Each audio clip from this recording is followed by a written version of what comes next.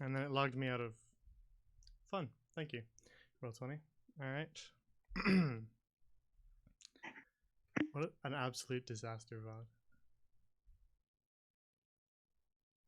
All Not right, It's fine. not 30 particularly extra though. 30 extra minutes of D&D today, guys. Woohoo! This is how I want the finale for our season to go, right here. Look, clearly for how much BSing around we've done before getting to the actual ball, this is just karma for all that. Jay's just setting up to match our disaster that's going to happen at the ball. I'm Actually- absorbing all of your bad luck, so you guys are gonna roll incredible. It's actually an elaborate ploy because Jay isn't completely done yet with the ball, so just adding some last No, minute details. it's been and done he for just- like Yep. months.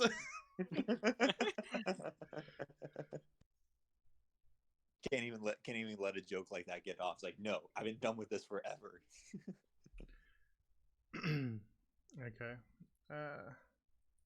I still have no clue why I can't hear it, and everything just keeps getting worse and worse and worse. So screw it.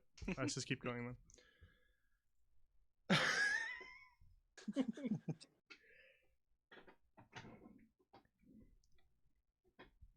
Okay, but chat can hear, but you can hear us through Twitch, right? Yes. Okay.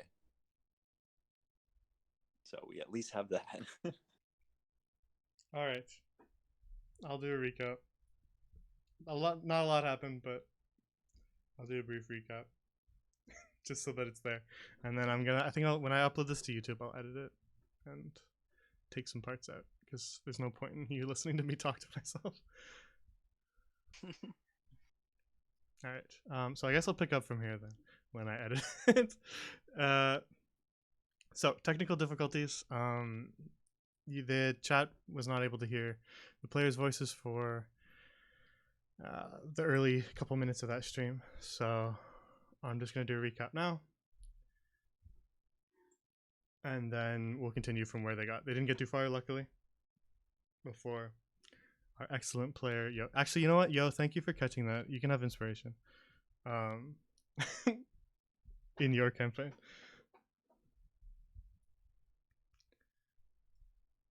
Hello, Aiden. You're arriving at the... Nothing bad has happened in this stream. We just started. We just started 50 Welcome, minutes Aiden. in. What earlier 40 minutes? I don't remember what you're talking about. We were actually just waiting for you, Aiden, to show up, and then we were Yeah. gonna start the stream. Yeah, you showed up Coach, late, you- so we had to wait for so long just for you to show up. Coach missed inspiration by like 5 minutes, 5-10 minutes.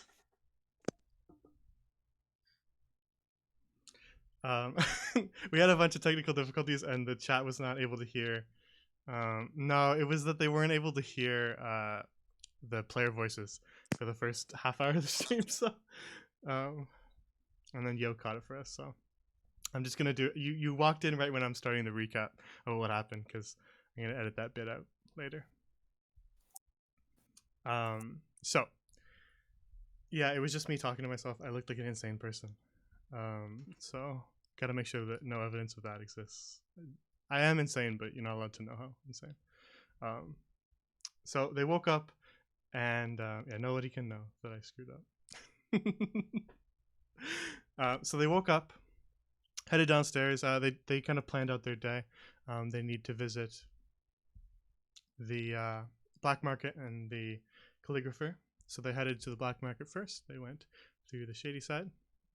Walk, and then went to Montanino Markets, where he gave them the thing that they'd ordered previously on the last session, which was their names written in the same font as the calligrapher.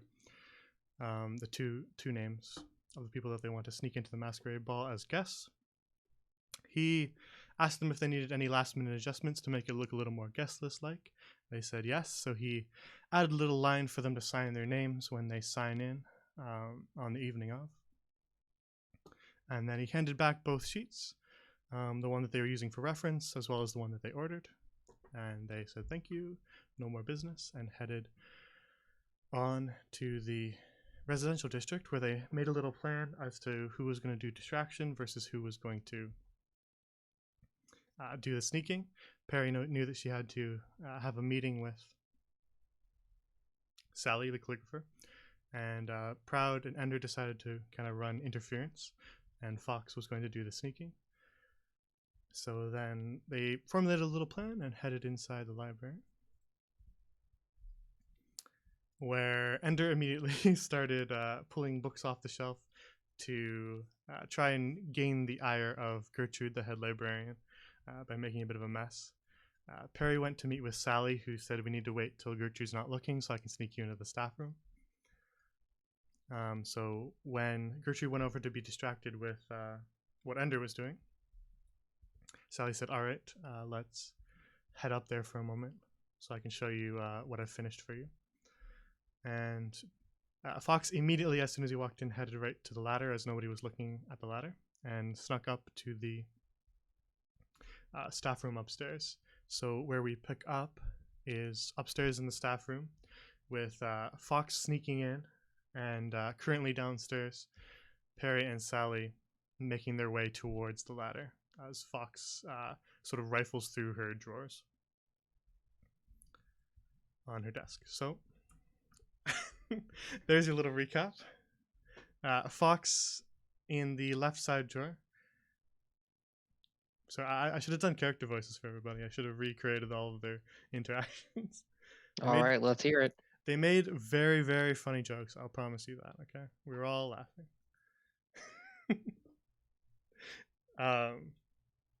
So just pretend like that happened. But in the left side of her desk, Fox,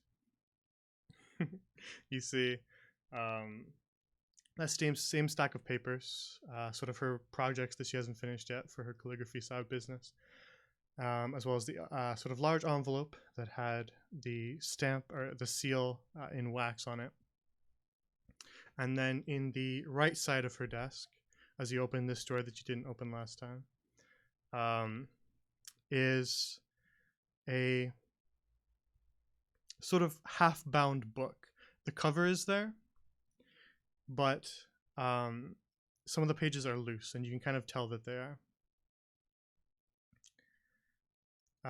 So that's what's in the right side of the desk as you open the drawer.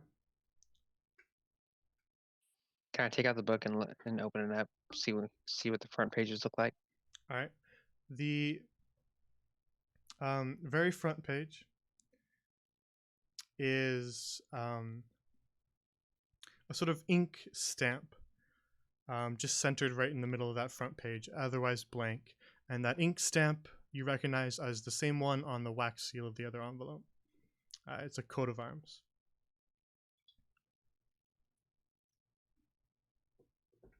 As you begin to flip through the other pages, you see that there is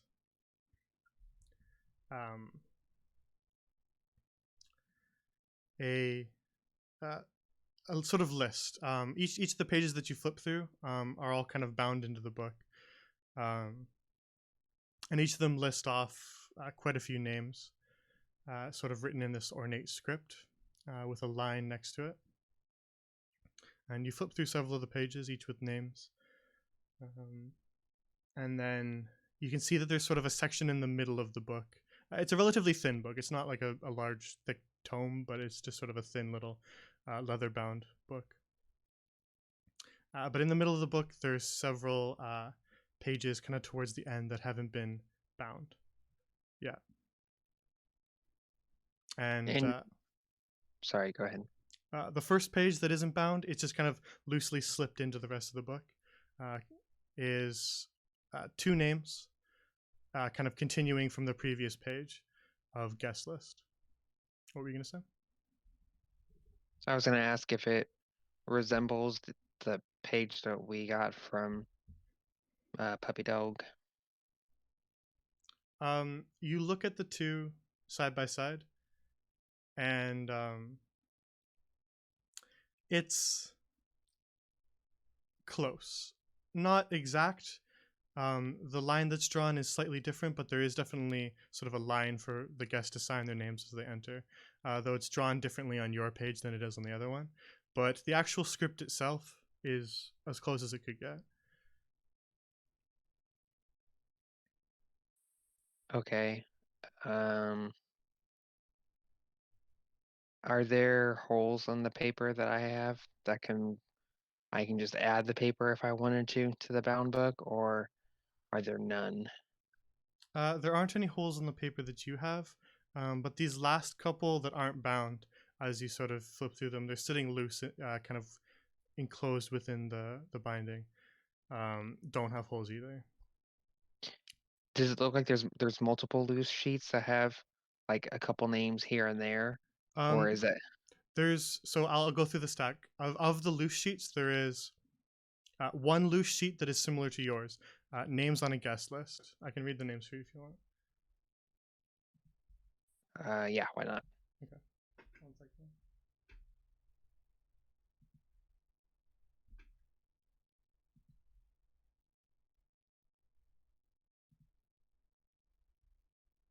All right. The names are Brucia Rogata and Zahindra Mortisi. It's sort of like an overflow from the previous page, which is full of names. So those last two names just kind of overflowed to another page. That's the first sheet that hasn't been bound yet. And then the one after that is maybe 6 sheets of just blank parchment. And then flipping through that, the ones after that are written completely differently than the other ones. They seem like an area where the guest names are written again, but there's a block next to it where they can write feedback.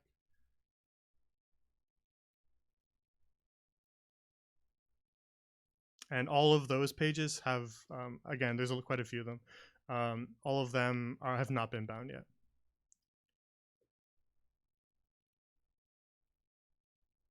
Okay. Hmm. As you're pondering what you should do, you begin to hear footsteps coming up the ladder.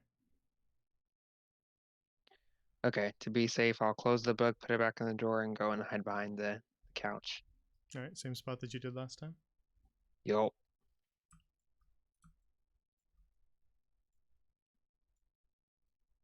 right. Then you hear those footsteps as you duck behind the couch. You hear the trapdoor begin to open,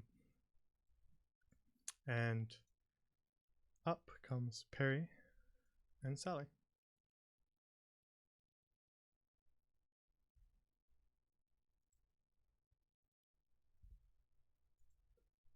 Is this something we're supposed to be able to see? By chance? What? Oh, did I? I'm still on the main. I'm in the Sorry. main library. I still. dragged you to the wrong page. That's why. Cool. Because I was doing the recap. I forgot to bring you back. All right, Perry. You and Sally arrive up the ladder, and are back in this staff room. Sally leads you back up and says, "We only have a little bit of time, so we'll have to hurry. But I have finished the project you asked me to write up for you." Great, wonderful. Can Perry see it? Of course, of course. You see her begin to sort of rifle through the left side of her desk, kind of flipping through the stack that's in there. And she finds your notebook that you gave her and then hands it back. Flipping to the front page where she's written in an ornate font exactly what you asked her to write. This looks so wonderful. Perry is so happy.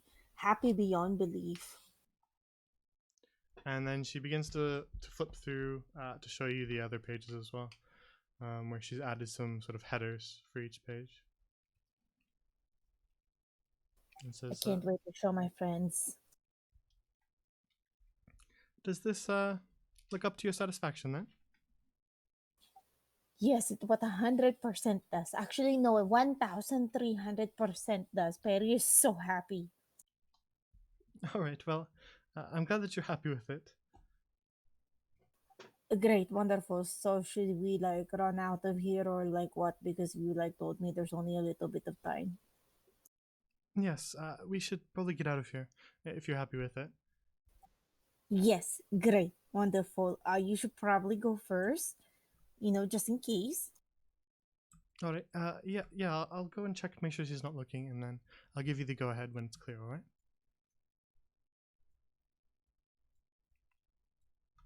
You see her sort of peek down the ladder, making sure that nobody's down there, and then she climbs down, and you see her reach the floor, and then she looks around for a moment. And after a few seconds of looking around, you see her look back up to the hole in the trapdoor, and she gives you a quick little wave.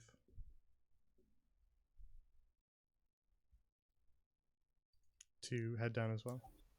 Perry climbs down the stairs. Oh, Perry disappeared, so Perry climbs down the stairs.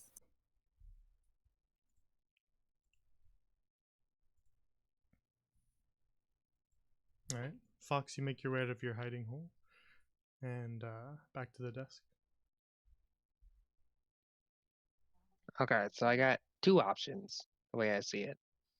One, I can just put the sheet with the book and hope that she just adds it to the list appropriately. Or I could attempt to write the names down myself and make it match the sheet that she had with two names on it. Because it would be a little weird if she just had two sheets with two names apiece. It is up to you.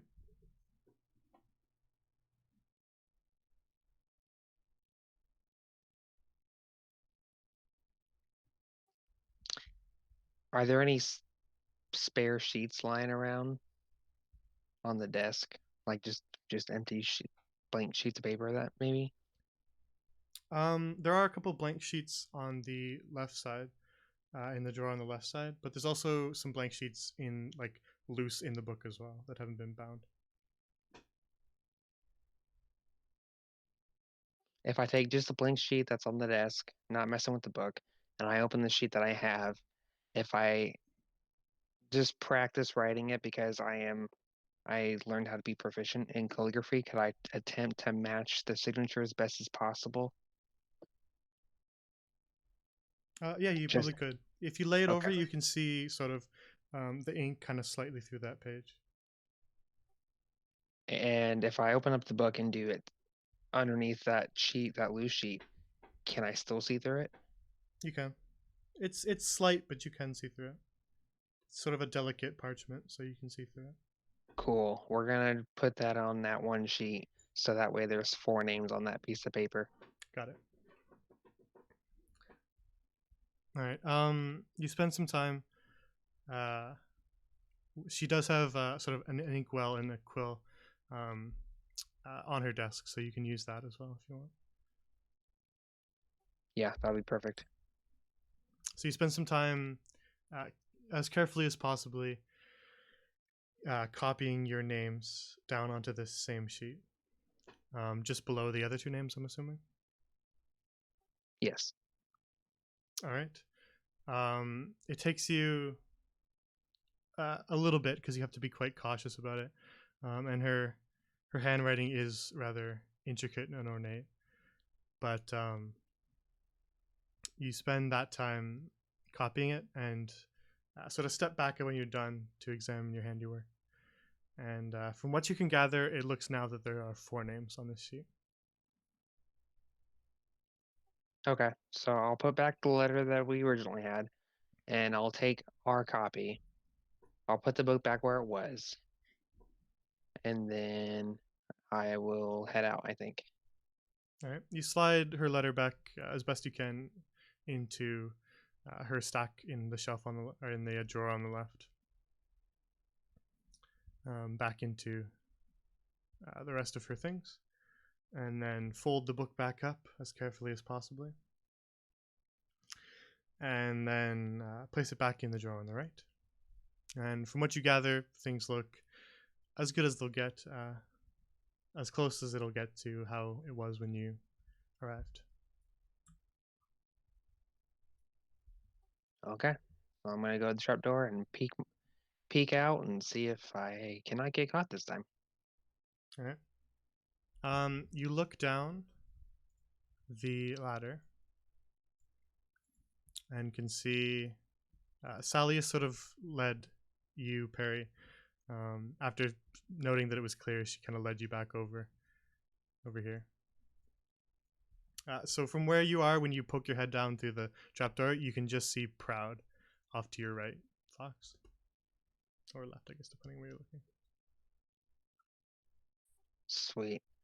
I'm gonna go down the ladder, wipe dust off my clothes, take a deep breath, and just let it out. Just All right, Proud. look at him.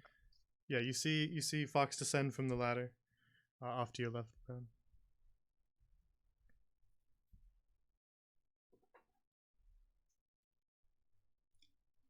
After seeing that, Proud is going to walk down this aisle and then walk over to where he heard the commotion coming from Gertrude and Ender's conversation.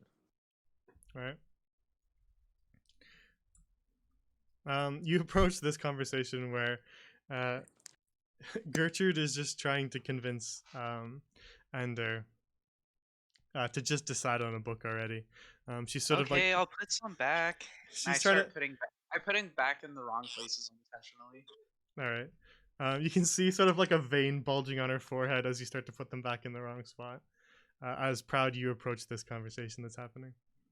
Look, Ender, I think we need to go. Clearly, this isn't a place that necessarily promotes people curious about learning. So Okay, let me just put these last couple back and then we can go. All right.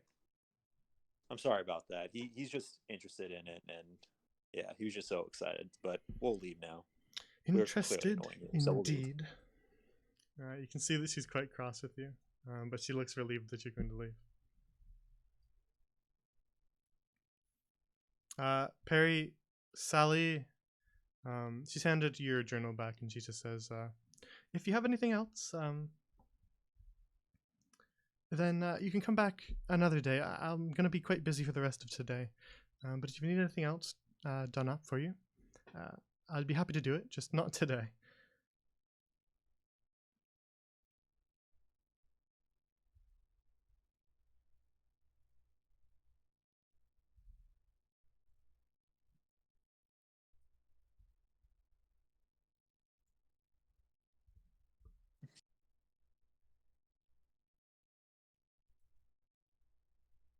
All right, Proud's going to leave the library.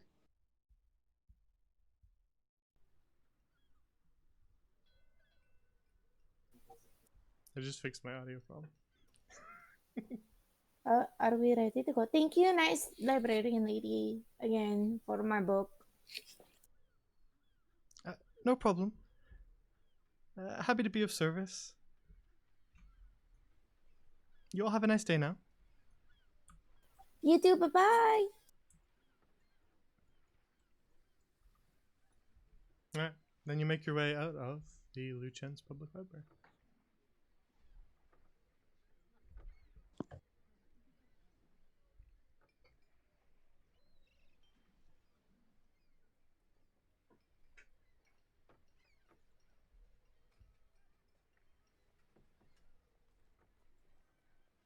And back to the streets of the residential district.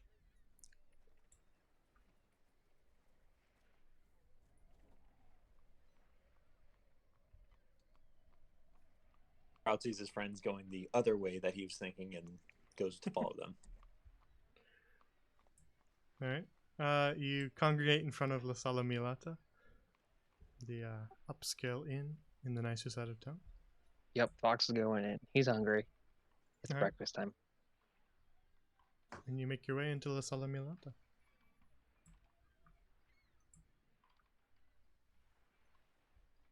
I'm assuming everything went okay.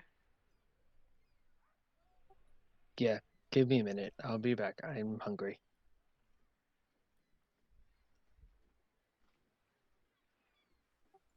Hello, can I have a plate for breakfast, please? All right.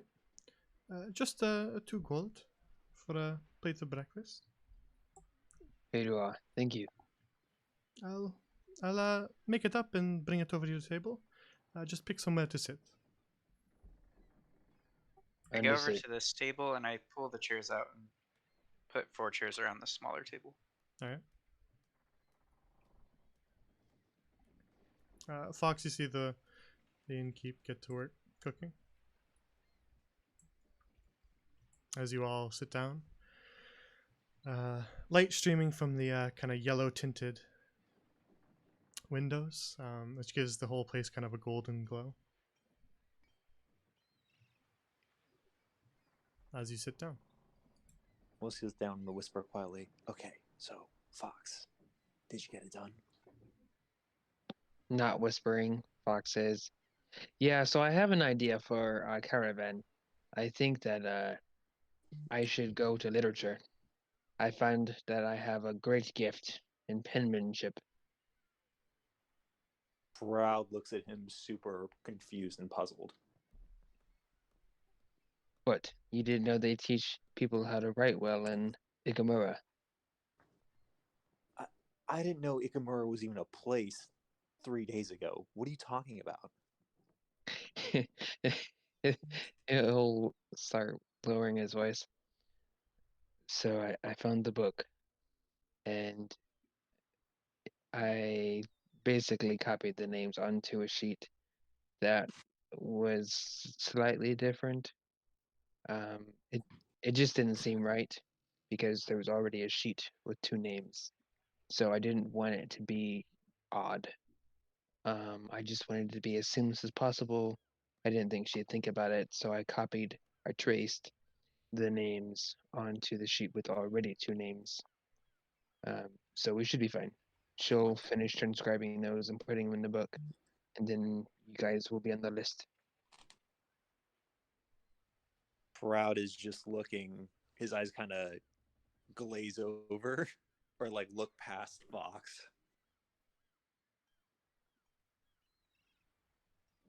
What's wrong? I'm looking at Ender.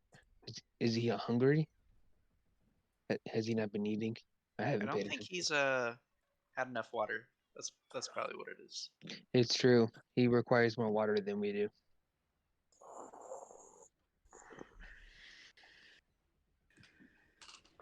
Well, good job. Thanks. I guess it should be fine. I could see the lines, and I've been practicing my penmanship with my own writing, so it should be okay. You shouldn't have any issues. When we talked about the plan before we went in there, if you wanted to do something different, you could have just told me. I can't tell you I'm the only one up there. It literally just happened. I'm sorry, but plans can't always be 100%. Sometimes you have to improvise, and I improvised. You. I think as long as what he did works, then it doesn't really matter how he did it, right? Look, this isn't going to be easy. If we improvise at the last second after preparation, I just worry. And even if it is perfect penmanship that you are clearly a master poet and writer, why the hell did I pay 50 freaking gold pieces for that freaking dog to write the same thing you were gonna do? Oh, okay, so first of all, I am glad he did because I don't know how to forge. I just know how to write. He did all the hard work, but the lines were slightly different, and it wouldn't make sense if there were two sheets with two names apiece.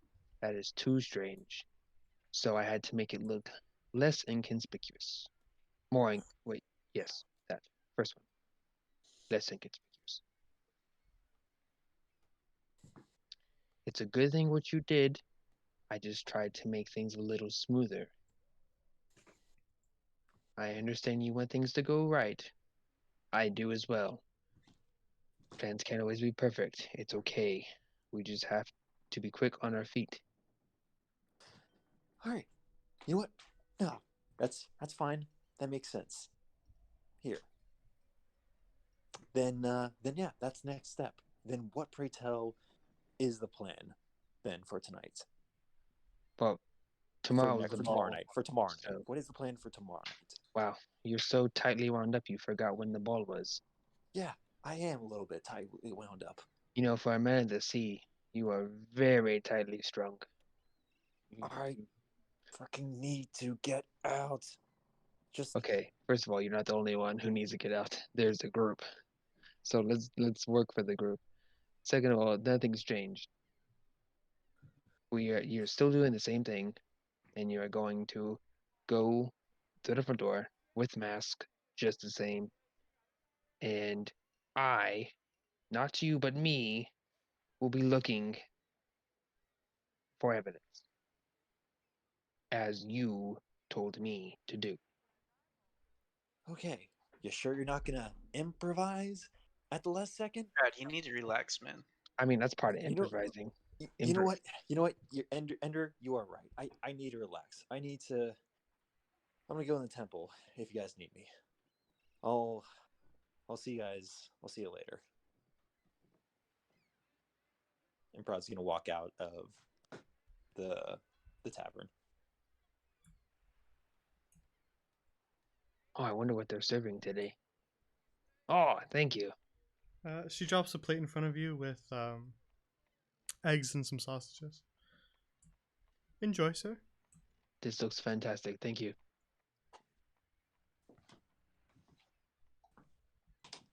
Do either of you want part of my sausage? Was that a dirty joke or? I'm very serious all the time. That's a no for Betty. Do you Sure, want I some could eggs, use some Betty? food. Here, have some of my sausage. I hope you like it. It's juicy. Do you want some eggs, Betty? No, thank you.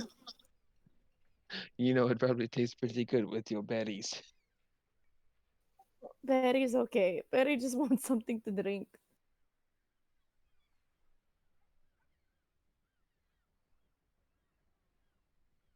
Are you going to be okay with him and his little tense? Yeah, I'll do my best to make sure he doesn't go crazy at the ball. I'm sorry if I went a little too crazy.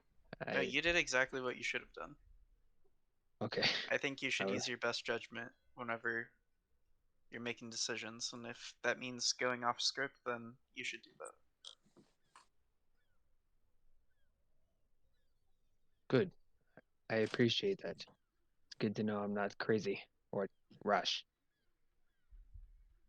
Perry, you make your way to the bar, and the barmaid turns to you as you walk up and says, "Oh, good morning. Did you need something?" Hello, Betty would like to order some like juice or something. You guys have juice? You're looking for something non-alcoholic, right? Yes, that would be correct. I think we have some grape juice. That would be fine. How much is it? Just 2 silver. Okay, here you go. Thank you. I can bring it over to your table if you want. Yes, please. I will go back over there now. All right. Just a moment then.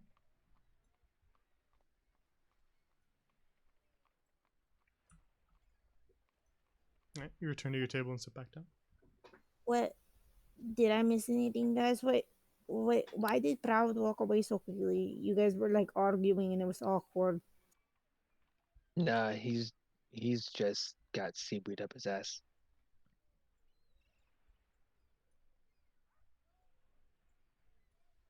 Even more awkward. I didn't even know how to respond to that. The barmaid brings your drink over, Perry, and says, "Here you are. Enjoy." Oh, thank you.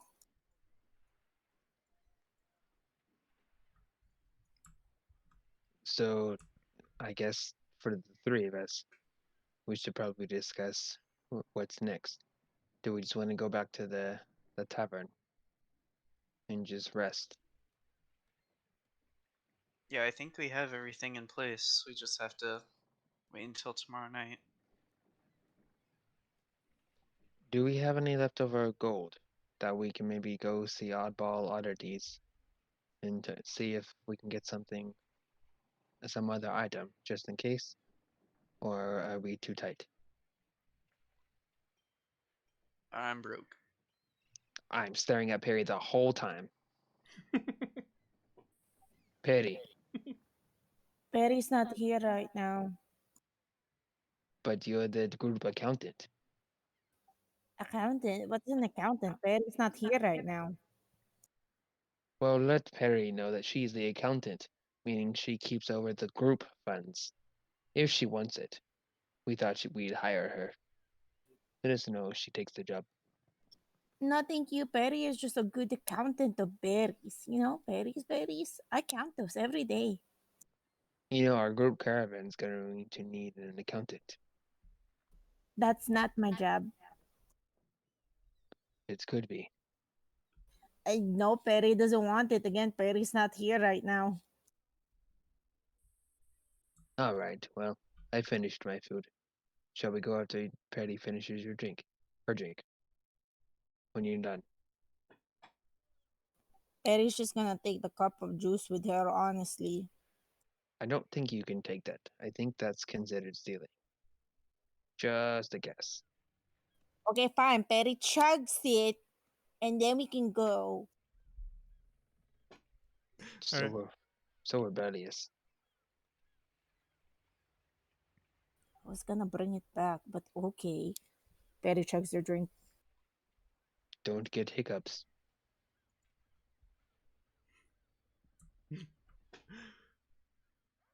Perry still chugs her drink. Alright.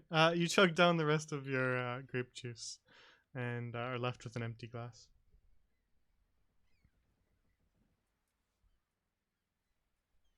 Okay, are we going now? What are we doing? Yep. I think we should go back now. Unless you want to go do something, I don't really have anything to do. I guess I could go check up on the blacksmith, but I don't really want to interrupt him.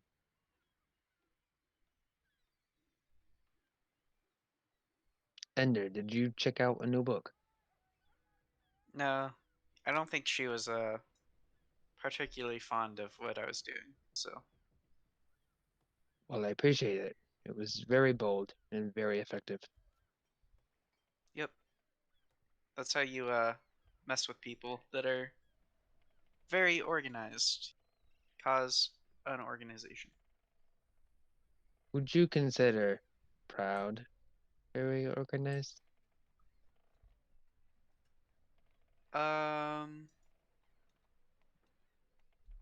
More like very methodical.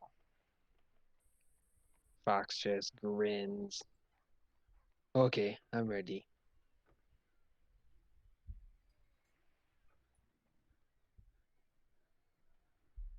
You get up from the table and make your way towards the door, leaving your dishes for them to grab, and head back out into the residential district. Proud, you headed to the church. Yes, Proud will enter the temple of Seneschal. All right. Well, while you're off doing that, I'm assuming just making another prayer as usual. Yeah, making another prayer, but this time as Proud meditates and closes his eyes, he's going to try to ask Seneschal a specific question and see if there's any response to that. Okay, what's the question? The question is more of a statement followed by a question, and it is, I have a very important decision to make. I see two paths diverged up ahead on a road, and I'm not sure which one to take. What advice or way should I go? All right. Fish kind of swirl around you as you pray today. But you don't hear any voices or anything like that. Proud then just continue meditating until he feels like it's an appropriate amount of time. Walk out of the pool, dry off, thank and acknowledge the priestess, and then walk out of the temple. All right. And then if he sees his friends, or if he sees the rest of them, he'll join up with them. If not, he'll just head straight back to the Shady Side town in the tavern. You see them as they make their way out of the tavern, as they're heading their own direction back towards the Shady Side. You kind of see their backs as they're walking towards it. Proud will follow them. All right. Then you guys are up here, making your way back towards the Shady Side, correct? Sure. That's correct. Okay. Fox, do you have the masks that we purchased? That's a good question. I don't think so.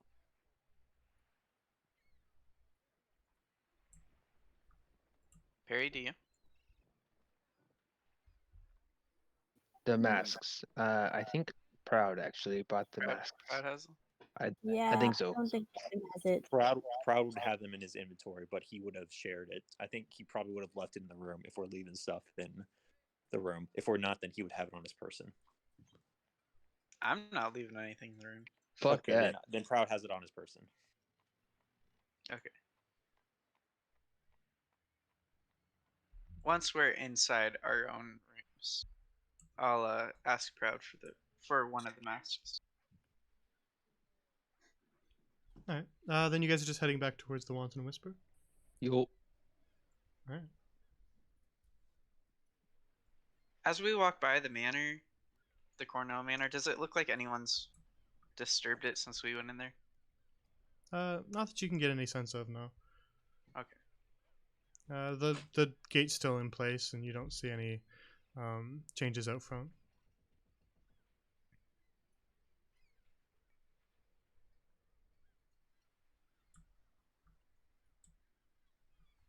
Just heading back towards the Wanton Whisper, then.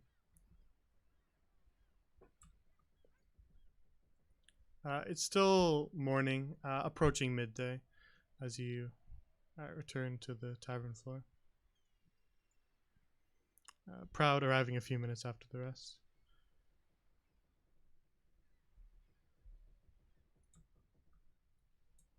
Making your way back upstairs? Yep. Alright. Then back to your rooms.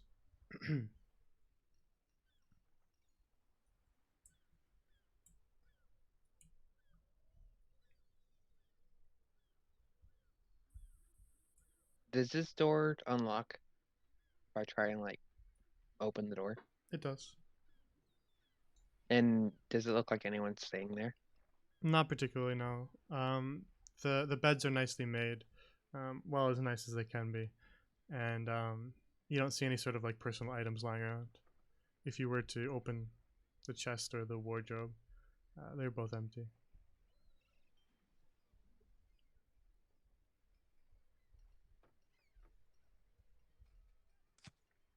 Fox is just gonna spend like 20 minutes maybe doing some exercises, doing some stretches, getting his stretch in, you know. He's got an old man body going. He's gotta stay fit and nimble. All right. Proud, what mask do you want to wear at the ball? Jay, if I remember the images correctly, one was more plain, like a bone type mask, and then the other one was a bit more eccentric.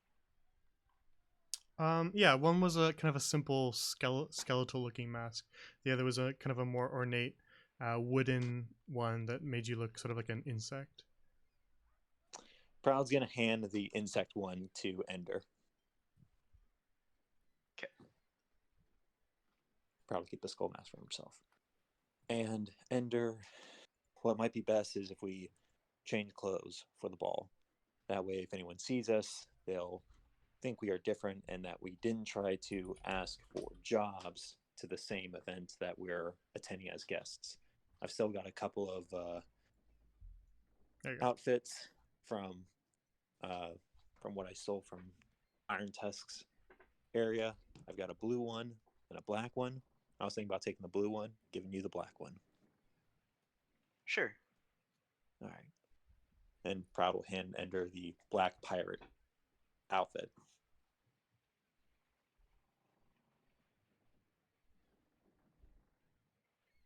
If I try it on, does it look appropriate for a ball? It's not what you'd picture when you imagine like a noble preparing for a ball, but it is perhaps a little nicer than like a commoner's tunic, as pirates tend to wear sort of nicer shirts under their leathers, as opposed to your typical sort of tunic. So it does Okay, give a different air than your usual attire. Does it seem like I could make, or maybe not me particularly, but we could make any modifications to it to make it more appropriate?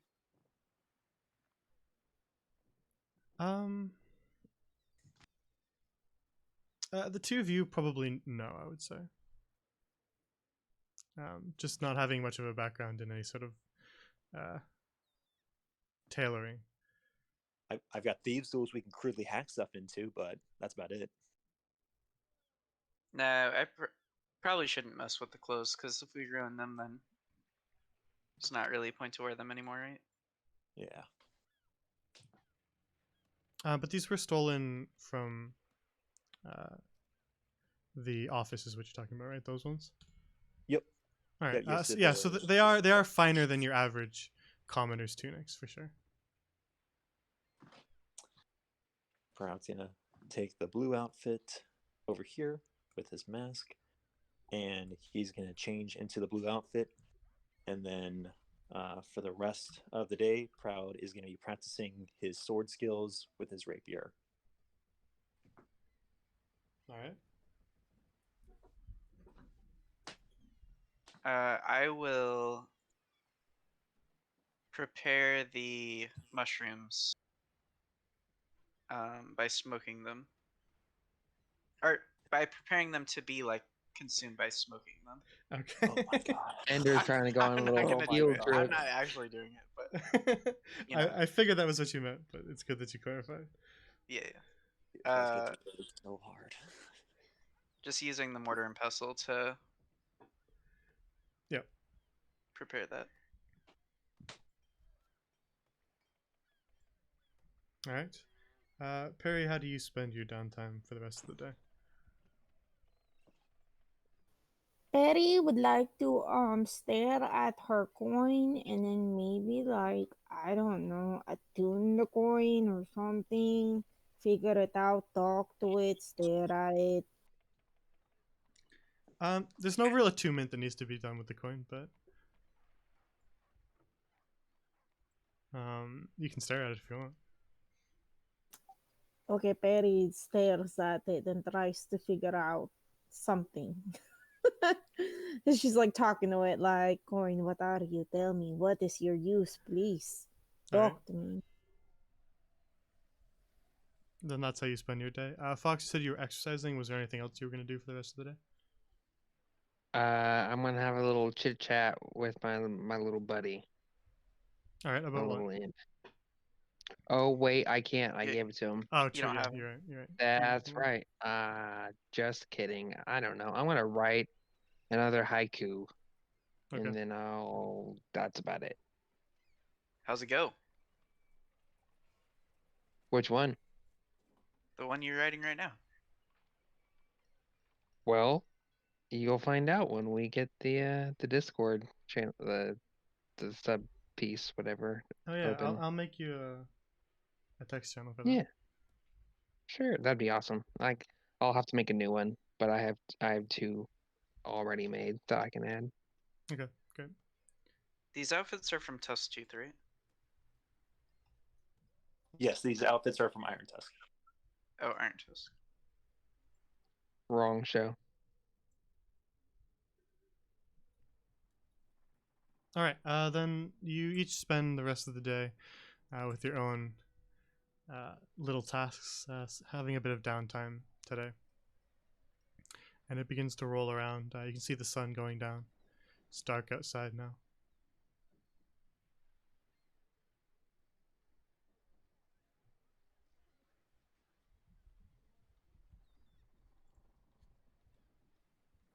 Well, guys, one more night.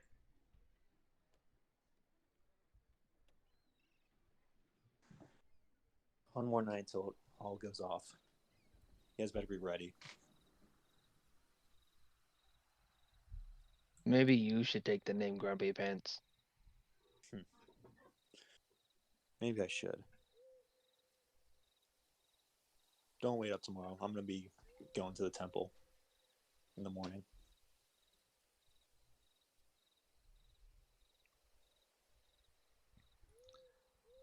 All right. Perry, are you barricading your door again? Yes, Perry's barricading her door again. All right. Then each of you heads to their beds and begins to drift off.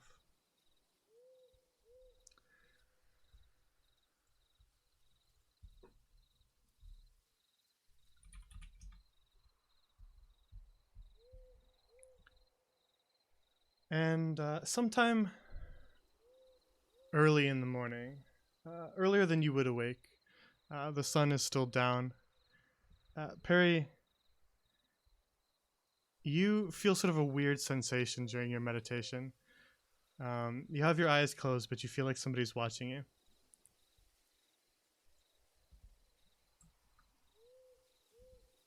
Ebony, are you, is that you watching me? Because it feels weird. You open your eyes from your usual meditation that you use to rest, to look at Ebony, and Ebony is indeed looking at you. But as you look at Ebony, you see a silhouette standing in the corner of your room past Ebony.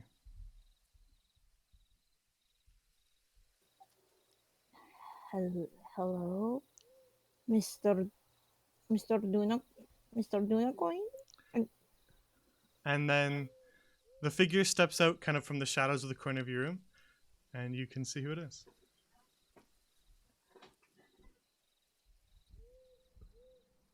Hello, Mr. Duna. Hello, Mr. Duna. Duna walks towards you. Your barricade is still in place, by the way. Mr. Duna, how did you get into my room? Because there's definitely cabinet in front of my door. I just wandered in. Now, I sense you may have something for me. Oh my god, is it your coin? Because I definitely was talking to it earlier. Oh, did you find a coin? Yes, I did. Do you want it? You want to see it? He takes a couple more steps towards you. Indeed, let me have a look. Here you go, Mr. Duna.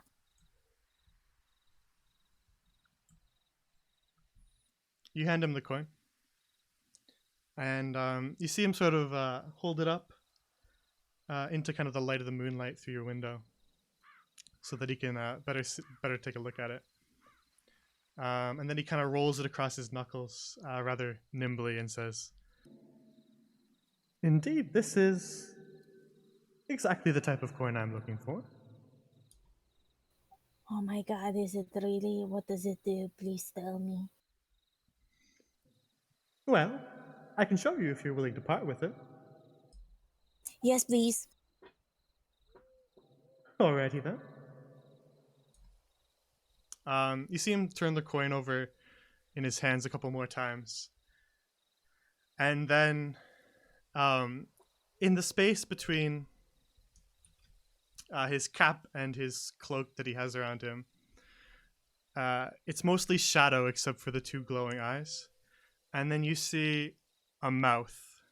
His face is still shadow, but there's a mouth from behind it. And it opens the size of a normal person's mouth and then keeps going. Much wider than you could ever open your mouth, almost unhinging itself.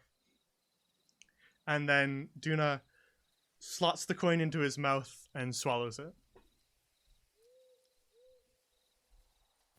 Mr. Duna, I'm not gonna lie, that was kind of creepy. Well, I am a tad odd, I'll admit that. And then you see him place his staff kind of leaning up against your bed, and then he puts both of his hands on either side of his hat, along the brim, and then he pulls his hat off. And as he pulls the hat off, there's another hat underneath it that takes its place. And this hat is instead purple. Oh my god, Mr. Luna, your hat changed colors. I didn't know that you were like wearing multiple hats or something. I don't know, you just keep on getting a little bit more interesting and a little bit more creepy at the same time. And then he takes the hat that he's holding now, the blue one, and he holds it out to you. Kind of as if like a magician holding their top hat out to you, and says, now then, shall we see what's inside? Oh my god, yes. Is this like a magic trick or something? I pull something out of the hat, or is it gonna be like something creepy, like you're gonna eat the coin and then I put my hand in there and then I'm gonna get eaten? Well, no one's gotten their hand eaten yet. Though, I wouldn't say it's an impossibility.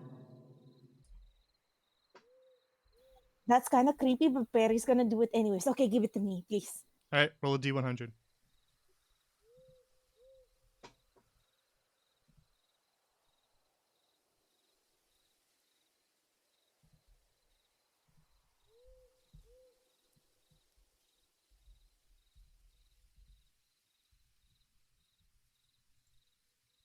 Was that a 2? That is indeed a 2. Okay. All right. Then you reach inside of his hat, and what you pull out is a pair of scrolls. They're rolled into small little cylinders, just kind of nicely bound, and there are 2 of them. Oh, a magical letter. Oh, wait, what do I do with this? You see Duna sort of lean a little closer to examine, and he says, I haven't seen that one before. That's a new one. Let me take a look. Here you go. Please take a look. You pass him the scrolls, and he sort of he holds them up to the moonlight again so that he can see them a little better. And then he unrolls one of them, and then he turns it around to show you. And the scroll is blank. And then he passes you the blank one that he's unrolled, and then he holds the other one up, examines it, unrolls it, and then turns it to show you, and it's blank as well. And he says, that's a little curious.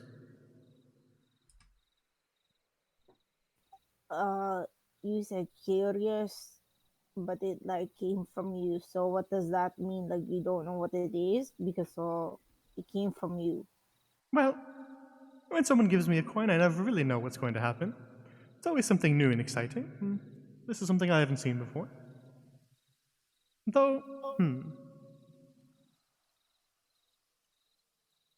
he picks his staff up because he kind of leaned it next to your bed,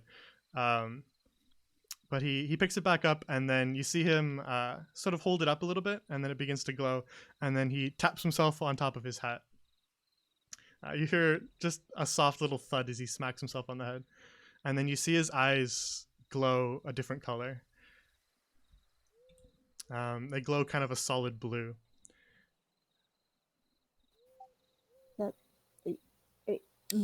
Are you okay, Mr. Duna? Oh yes, quite fine. Just seeing if I can appraise this little oddity for you. Oh, you sound like my friend, Mr. Osvaldo. So tell me, okay, yes, Perry is interested again and less creeped out. Well, what is your appraisal of magical letters that came out of your hat? Well, you're right. They're definitely magical. Now, I have a hunch. Let me try something. Please don't open your mouth again and eat the corn because I don't have another one and know what happened. With a very loud thud, he drops the massive backpack off of his back onto the ground, and then begins to kind of rifle through it. You see him sort of lean over, and as he leans further in than he could with how big the backpack is. Do any of us hear that thud? No, Yeah. go back to sleep, Steve. I would say Fox definitely hears the thud. Well, fuck. Fox is gonna freak out. No, you guys go back to sleep. And he begins to rifle through his things. And then after some time, he pulls out a small little bottle of ink and a quill and says, "Now, pass me one of those scrolls. Let me give something a shot." Okay, here you go. You hand him one of the scrolls, and he begins to write on it, not showing you what he's writing.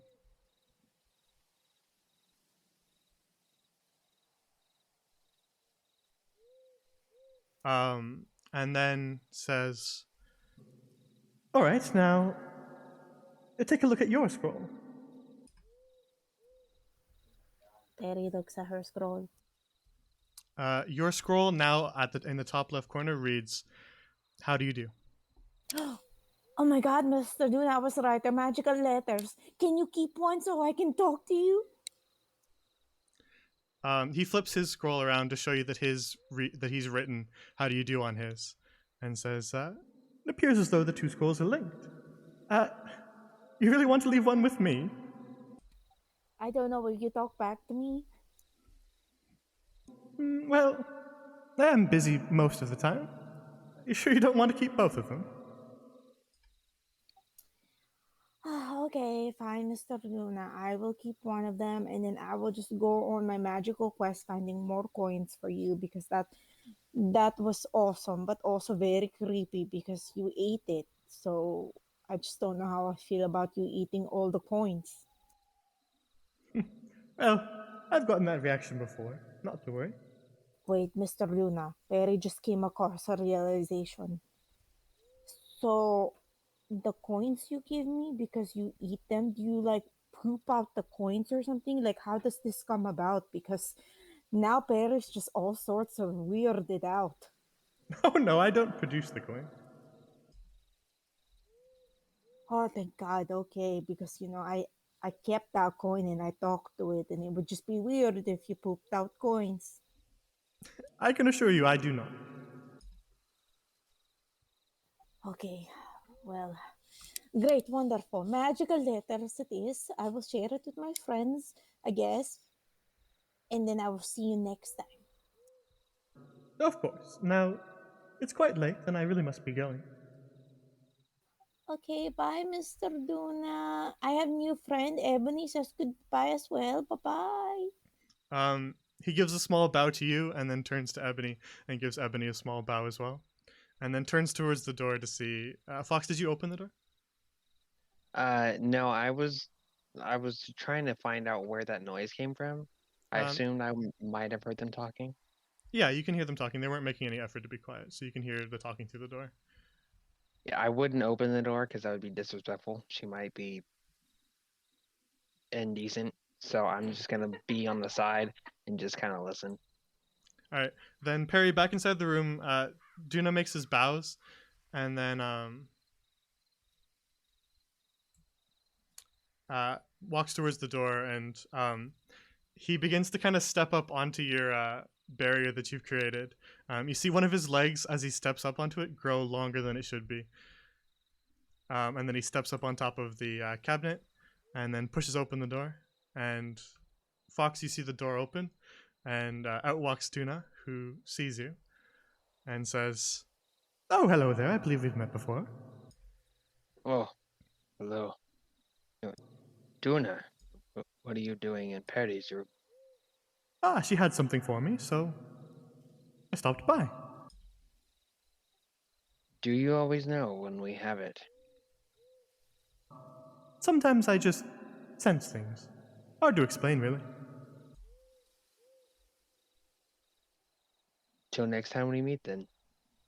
Of course, it's rather late and you really should be in bed. You as well. Don't wander too long tonight. Indeed. Have a good night, then. You as well.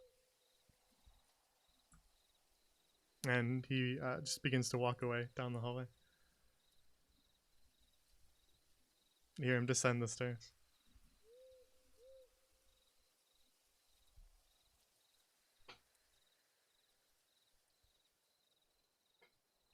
Are you following him downstairs? Yeah, I want to see if he like vanishes. All right.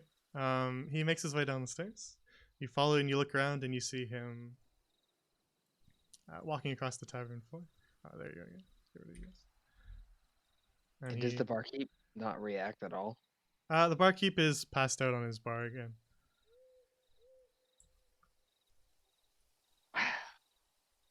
He's very cool.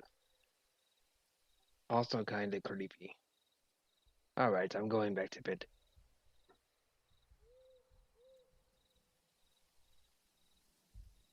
All right, make your way back upstairs.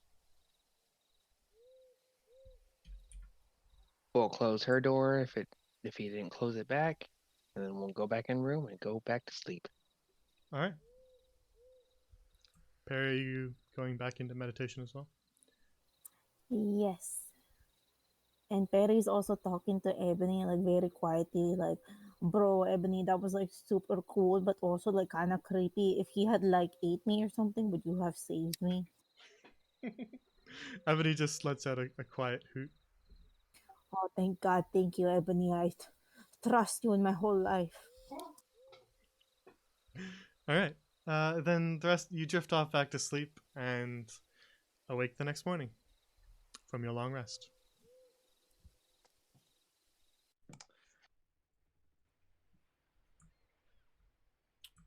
On Proud the is day of the masquerade ball. Proud. In the masquerade ball, we know is at night, correct? Yep. Starts in the evening and carries on into the night. And then, did the couple communicate to us when the help has to meet up to prepare for the ball? I think they just said a little early. Okay. In that case, Proud is gonna get up and go immediately to the Temple of Seneschal. All right.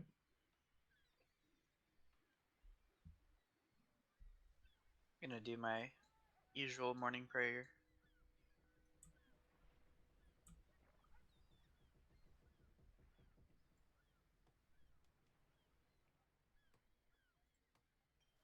You spend some time with your morning routines.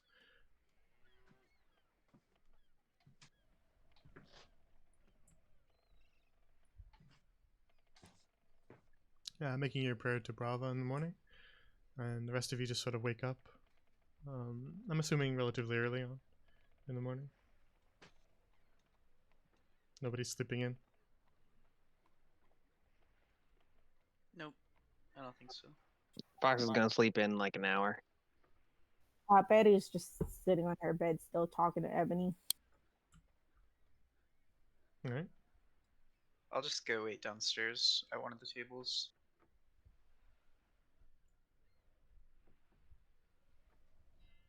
Then each of you kind of get your things together, and Proud, you're still at the temple, but Perry, eventually, if you want to head downstairs, then you can join them. Wow, Perry appeared out of nowhere and just started sitting down on the broken chair. No, I'm just kidding. I'm joining them. Yeah, I don't know why Fox is down here. I was gonna go do some yoga. All right, then you're not down there. I was kidding. Oh God, I'm dead. I'm dead. All right. As you all finish kind of your morning routines, you congregate downstairs in the Wanton Whisper.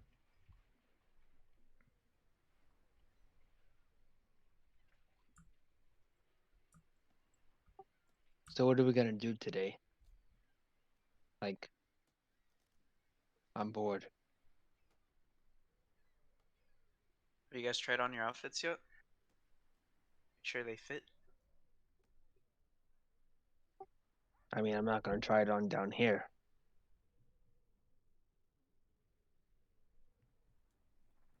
Well, go back upstairs. But are we doing anything else today? Are we just gonna? I mean, I don't I have don't- anything else to do. Just ready to deal with this business. I guess Oh. Perry will try on her outfit. Yeah, I guess Fox will too. I'm just gonna stay up there. There's no point. Okay, give me the one with the pants. There is no one with pants. We have the same outfit. Okay. I don't believe you, but sure, okay. Are you heading upstairs to try on your outfits then? Yup. All right.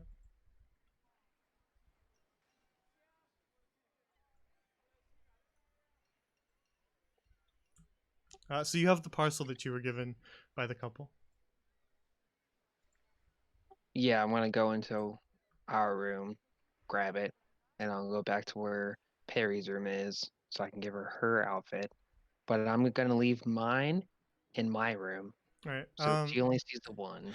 You open the parcel and there are two uniforms.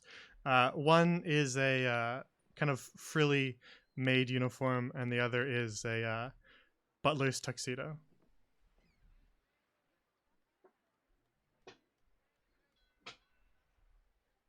All right, Perry, this outfit's for you. Hey, by the way, I saw Duna last night come out of your room. Did you see that creepy leg thing he did? Yeah, he's kind of creepy. I don't know if I was dreaming or something, or maybe I was like on those mushrooms that those other people were on. But man, that was like creepy. Did you give him the coin?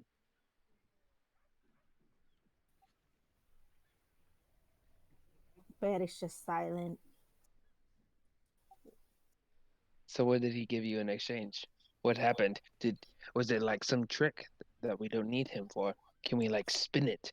Or do we like throw it in the well or throw it on the ground?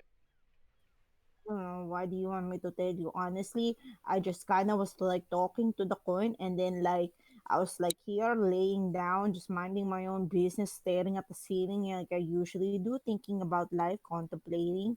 And then all of a sudden, I was like, oh, kind of creepy. Someone's watching me. I thought it was Ebony, but then Ebony was like, no, it wasn't me. And then, poof, Mr. Luna came out of nowhere from the shadows, creepy. Yes, the more I learn about them, the more I'm kind of creeped out.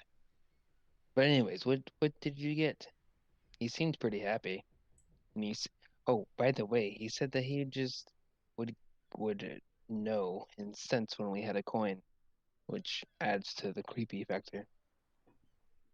But anyways, what did he get you? I got boring, empty scrolls. Do they do anything? They're just empty. Two scrolls empty. Well, can I see them? Maybe I can figure something out. No, Why are you so protective, Petty? because you guys And all Fox is gonna get closer. old. Ebony, Fox go. gets closer. Ebony, now go attack him. He gets in front of her face. Fox, I'm gonna need you to back away. What's going on, Petty? I don't like people being around me, and to be honest with you, I'm about to leave the room because this is creepy, and you can go into the pool by yourself. But this is your room. And you seemed fine when Duna came in. At least you know where I come from. Perry's walking by.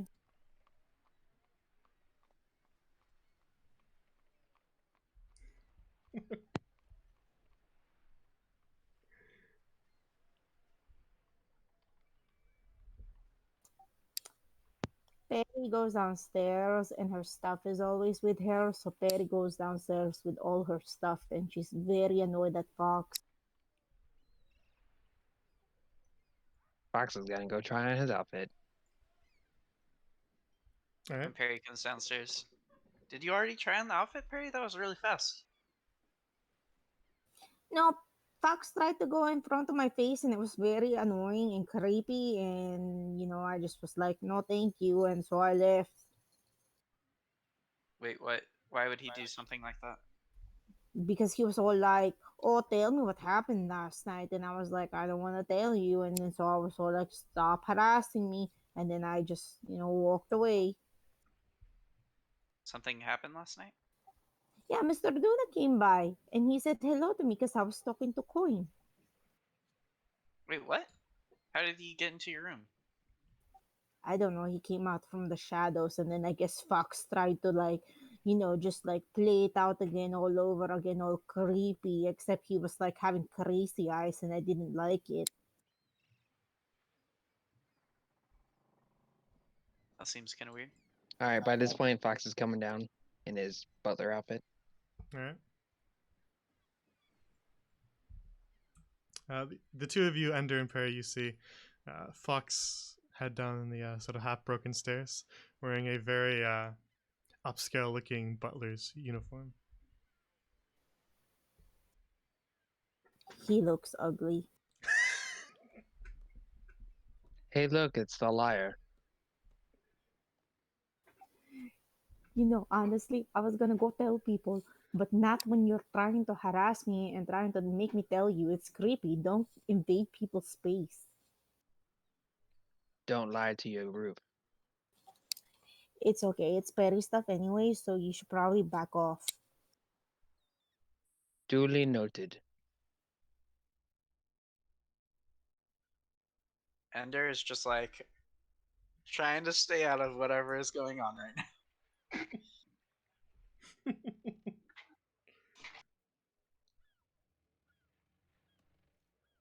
Fox is gonna chill in the bedroom.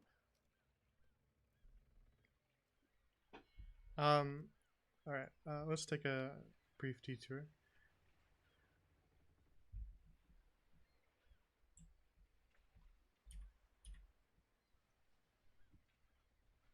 It wouldn't be in the morning.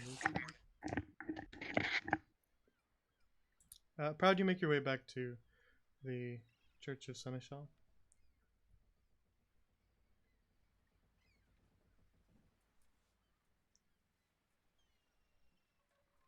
Priestess Pavia. She greets you and says, "Hello. How is your morning going?" It is going well. This early morning is going well. How's yours going? I'm glad. Mine is good as well. Here to say a prayer. Yes. This one might be another while. Might say a prayer and then continue to meditate and pray in the pews, if that's all right. Of course, I'll leave you to it. Of course. Probably will take his shoes off and then slowly enter the pool. All right. You do your usual prayer where you close your eyes and kind of focus. But this time, when you reopen your eyes, in front of you in the shallow waters, the kind of crystal clear shallow waters of this small little wading pool, there are two fish in front of you, one on your left and one on your right. And they just sort of swim in circles, each on either side of you. Just kind of close to you. In Proud's mind, he's going to think to himself and in his mind think, this might be me reading too much into what I see before me, but I have to make a choice tonight, or me and my comrades have to make a choice. I will ascribe the path that I wish not to take on the left, but my friends wish to take on the left, and the path I wish to take on the right, and the ones that my friends don't care about on the right. Which one should I try to accomplish?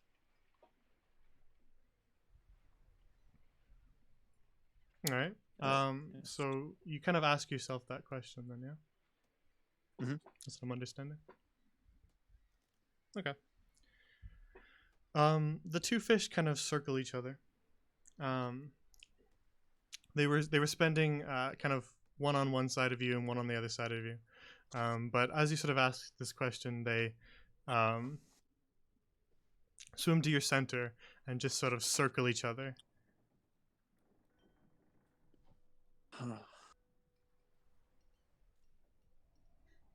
They circle each other.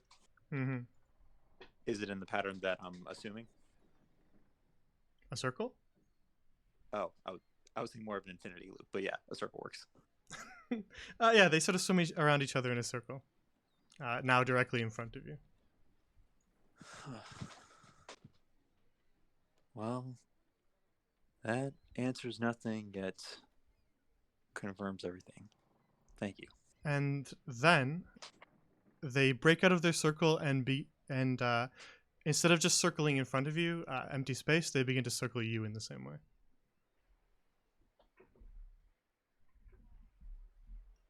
Proud's a bit confused by this, by what's undertaken, but he will continue to meditate and try to listen inwardly.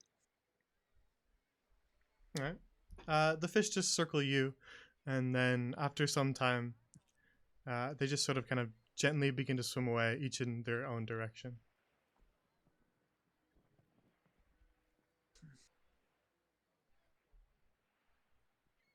Proud's gonna think a little more, but then take a step out of the water and put his dry off a bit, put his shoes back on, and then try to speak to Rilasada.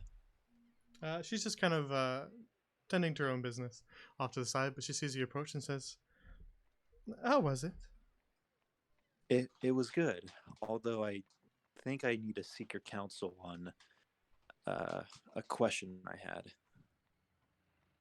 Of course. What did you need to ask? So, about the fish in the pond, how do they interact with followers? Do they interact? Well, some days there are more fish than others. Some days there aren't any fish at all. Some days they stay away from those who prey in the pools, and some days they swim around in large flocks. Their behavior changes, much like the weather changes. I see. Has anyone been able to read into their patterns, their actions? Well, I think each person who visits the pool, they read their own meaning in the patterns. Sorry, they do what? They read their own meaning in the patterns. I see.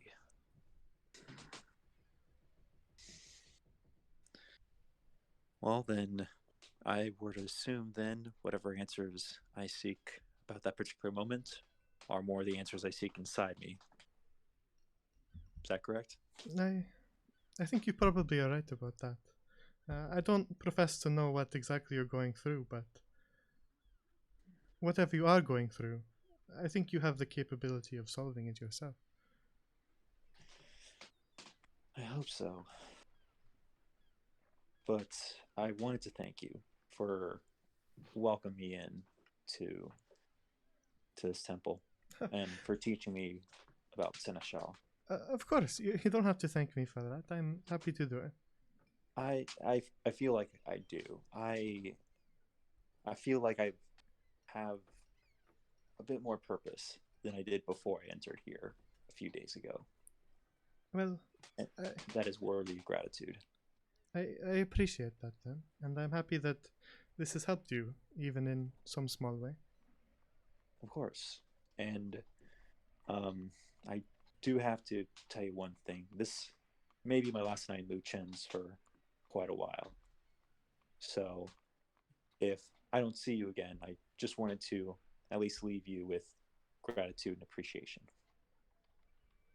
Well, I am glad that I could help you. If you ever find yourself in Lu Chen's again, you can come on back, of course. Of course. I hope to be back here and hope to see you again one day. Indeed. I wish you luck on wherever you're headed. Thank you. And I wish you luck and blessings for whatever you're headed. Thank you as well. And Proudful's gonna acknowledge and then sit in a pew for a little while, try to meditate and think more. If nothing comes back to him, then he's going to go back to the tavern to meet up with his friends. Unless something does happen to him, then he will ponder that more. No, you make your way back to the Wanton Whisper. All right.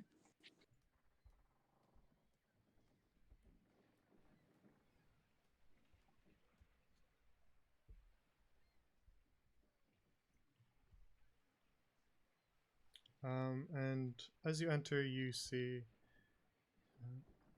Ender and Perry sitting at a table. Proud's gonna walk over. At what time in the day is it? It's still before midday. Maybe around 10 o'clock. Well, how are you two doing? I'm doing fine. I don't know about the rest. These other two, they're kind of. Well, you'll see. Proud kind of raises his eyebrow and looks at Perry. What is he talking about? Mr. Grumpy Man is like overly grumpy, and then he tried to get in front of my face. What? What do you mean get in front of your face? For what? He wants to know what Mr. Luna was doing last night, and I just told him, I was like, Mr. Luna and I were talking. What? Duna? Yeah, he gave me magical scrolls and they're empty. Oh. Oh, okay. Did he tell you what they do? Yeah, they talked to each other, and then Mr. Grumpy Man was like, "Oh, give it to me," and he was like trying to get in front of my face, and I was like, "No, I don't want to tell you," and then he was all like, "Oh, well, tell me," and then he tried getting in front of my face, and I just walked away from him. Wait, Perry. The scrolls talk to each other? Like they're able to like verbally communicate? What language do they speak? I don't know. There are two empty scrolls, and Mr. Luna was like, "Here, you give me a moment," and then he took pen out of his backpack, his big backpack, and then he wrote on it, and then it showed that he wrote on it. Oh. Oh. Wait. Perry, that's amazing. That's Really, because incredible. I wanted to give one to Mr. Luna. No. We need those for tonight. I don't know. I feel like everyone's always like, "Perry, I need your gold. Perry, I need your stuff. Perry, No. you should go give everyone your coin." Okay.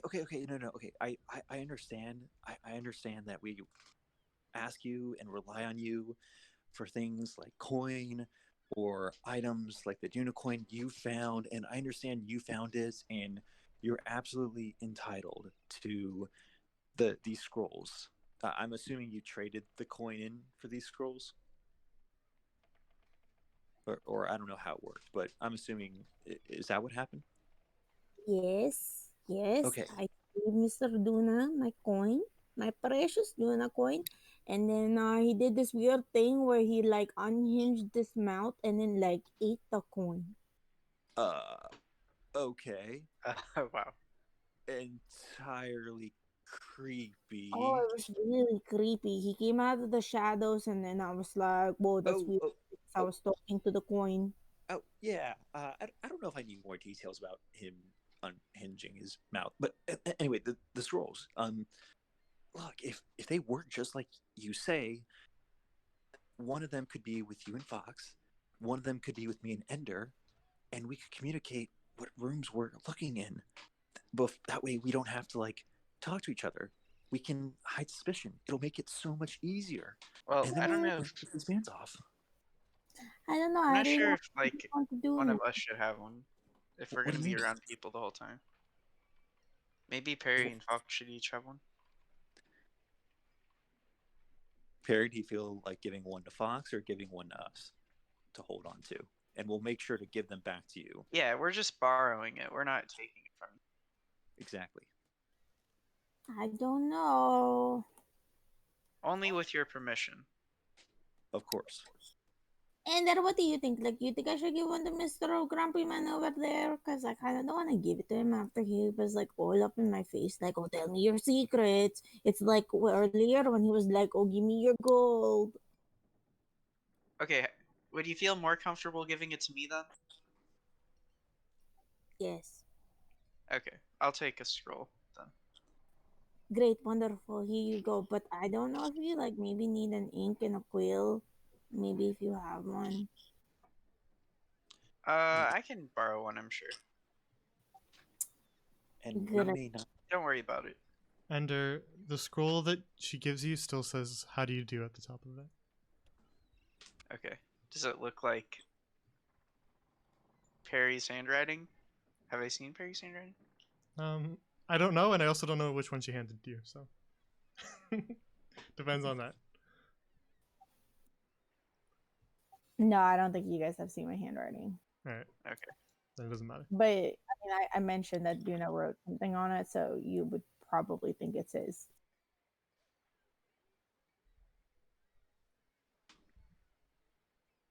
I mean, does it matter because it communicates to each other? So wouldn't they both say, "How do you do?" They do. No, it's more just a curiosity thing. Ah, okay. Yeah, Perry, the one that you kept also still reads, "How do you do?" across the top. Yeah, see, it's real creepy. He wrote, "How do you do?" And then it came onto both scrolls, and I was like, wow, I can communicate with Mr. Duna. So I kind of wanted to keep it for myself. I almost But gave one to him.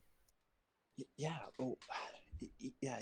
But this works perfectly because Ender, even if Perry, we don't necessarily have to write back. Perry can just let us know when they found anything, and then we can then prepare. We don't have to worry about it. That's true. I feel like it's better though if we're able to write to each other, probably. Sure, but we can, unless we have two quills on us.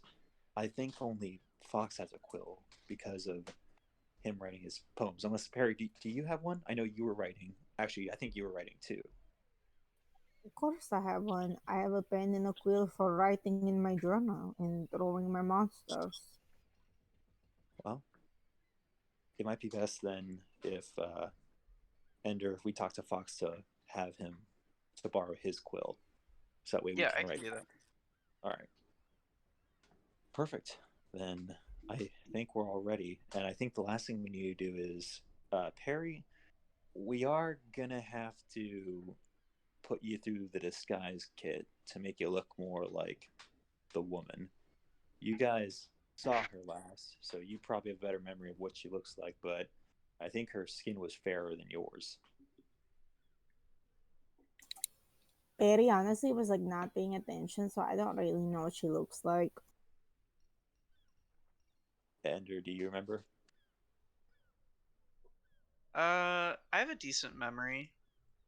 Yeah, I mean, I'm not great with you know, creating the disguise, but I could tell you what to do. Yeah.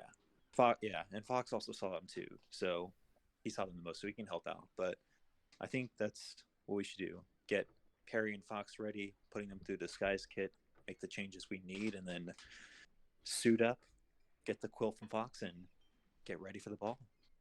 I might change my appearance as well, just in case. You want to shave that mohawk? Yeah, well, I think it's a little obvious if I just walk in there with this haircut still. I think so too. Probably will wait from the table and then head on up the stairs to find the disguise kit or get the disguise kit out that he bought from Montanino. Yeah, I mean, I'll go upstairs too. Do it in our room. And Perry joining them as well. Yes, Betty's going up the stairs. All right. And you make your way back upstairs, where Fox is hanging out. All right, where's Fox at? Fox, you in? The hell? Where'd he go?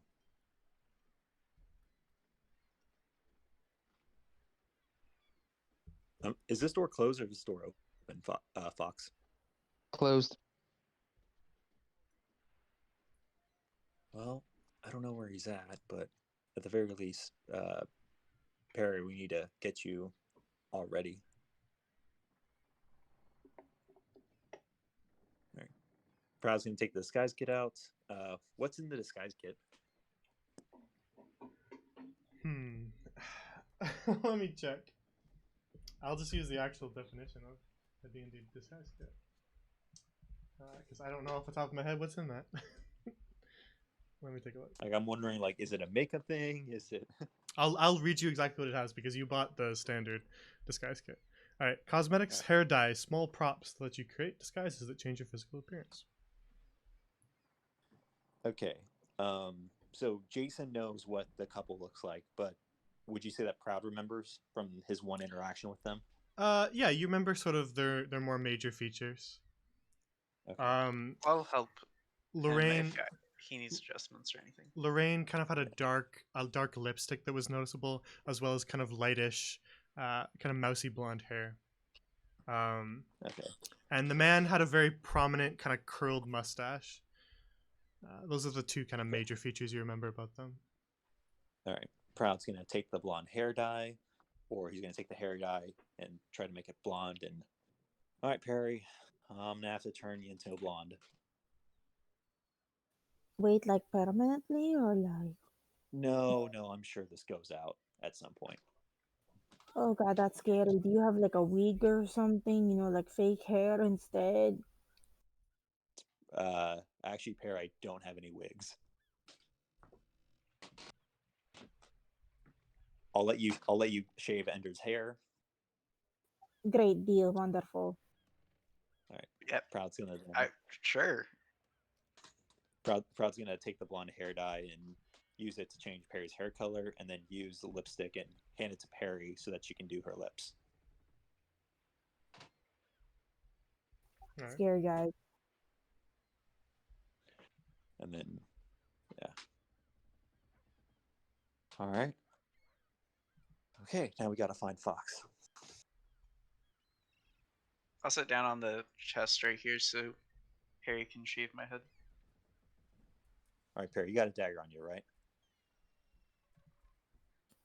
No? Oh, okay. Proud's gonna hand Perry a dagger. Go ahead and cut Ender's hair. I'm gonna try to go find Fox. Great.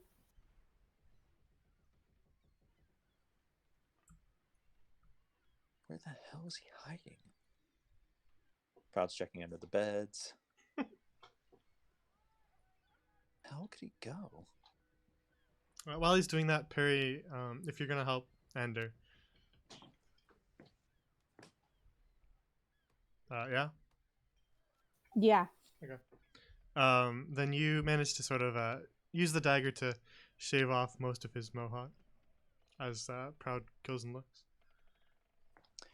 Could I make any roll to try to determine where Fox could have gone? Yeah, sure, investigation if you want. All right. I mean, I don't think it would be that hard. It's not that hard, yeah, well- but make a roll if you want. It's a natural 20. All right. Well, there's only one door that you haven't checked that isn't boarded up, so give that one a shot. Proud's gonna see if this door is locked. It isn't. Proud's gonna open the door. Oh, you mother! All right. What? Oh, you're awake. All right, we need to get you all ready. Let's go. What do you mean? I just put on clothes. I've already tried it. No. We need to change your facial hair, and we probably need to do something with your long hair too. You are not touching my hair. Well, then you gotta cut it. No one is cutting my hair. Look, this guy. I remember he had shorter hair than you do. Yeah, you must have forgotten. He said it doesn't matter.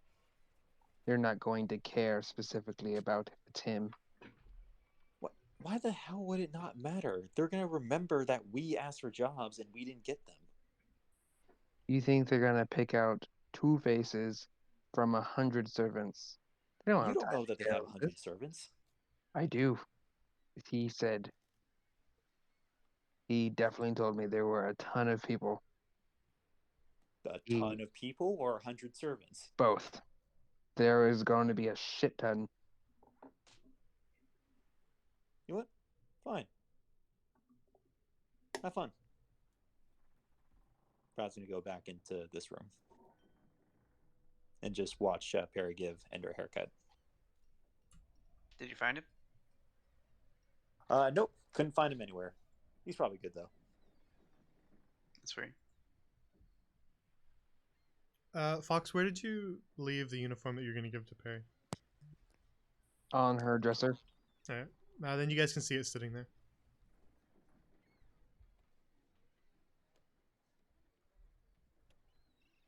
But you finish up shaving the rest of Ender's mohawk, and now he has a bald head, I suppose. Or like a buzz cut. Yeah, it wouldn't be purely bald. It'd be pretty hard. A little bit, so just match like the length of.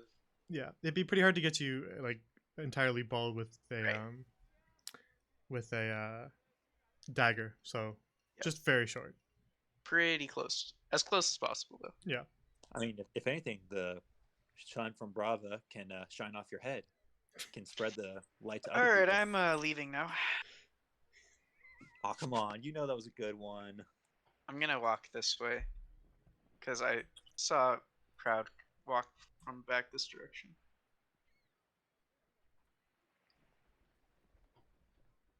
Hey.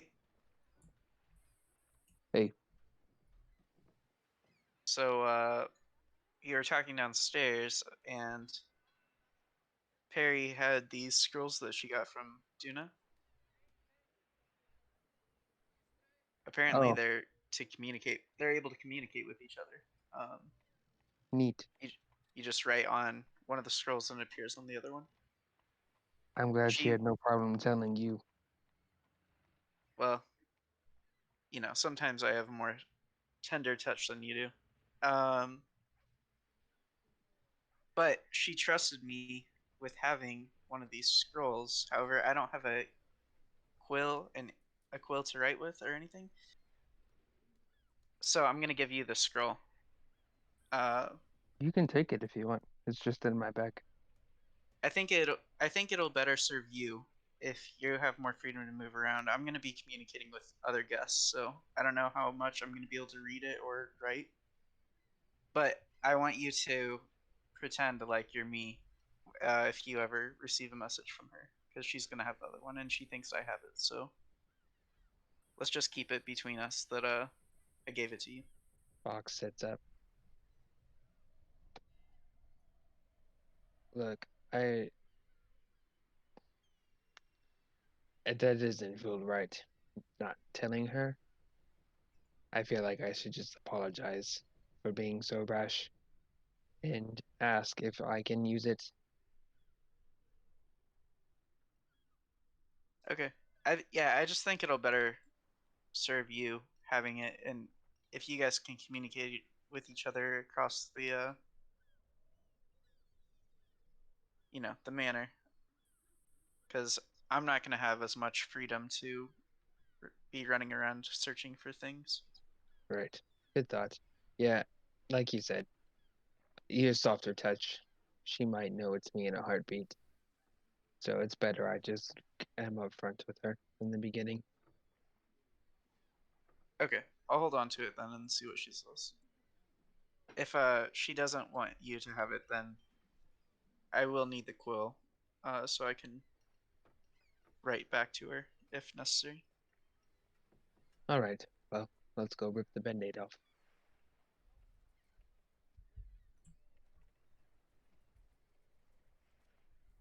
Make your way down the hallway into the other room where Perry is.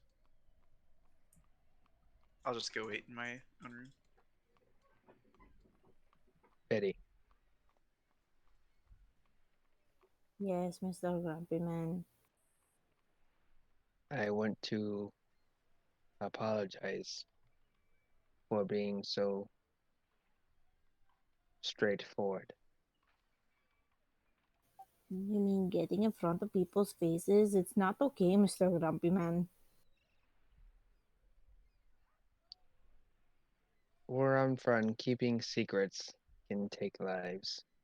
And we very much have each other's lives in our hands.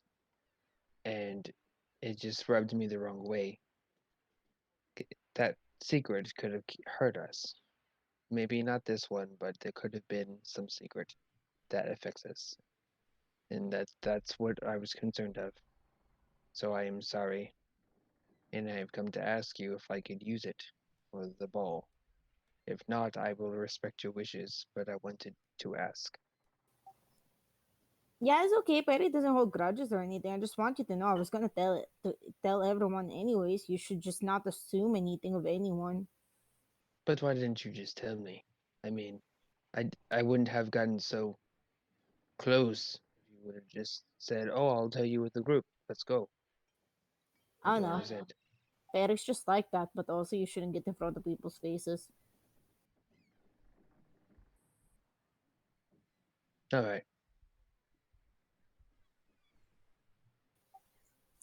Perry changes into her disguise clothing. We're good. And Okay. Yeah, they left. Fox left your uniform on the cabinet there. It is a sort of frilled maid's uniform, black and white.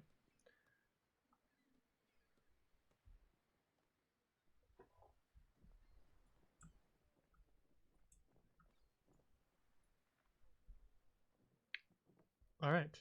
So, does anybody have anything else that they want to do? Just changing into the blue outfit to get ready for the ball. maybe cry. Okay.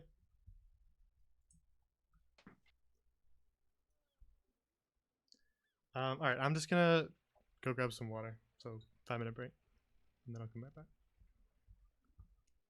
5-minute break.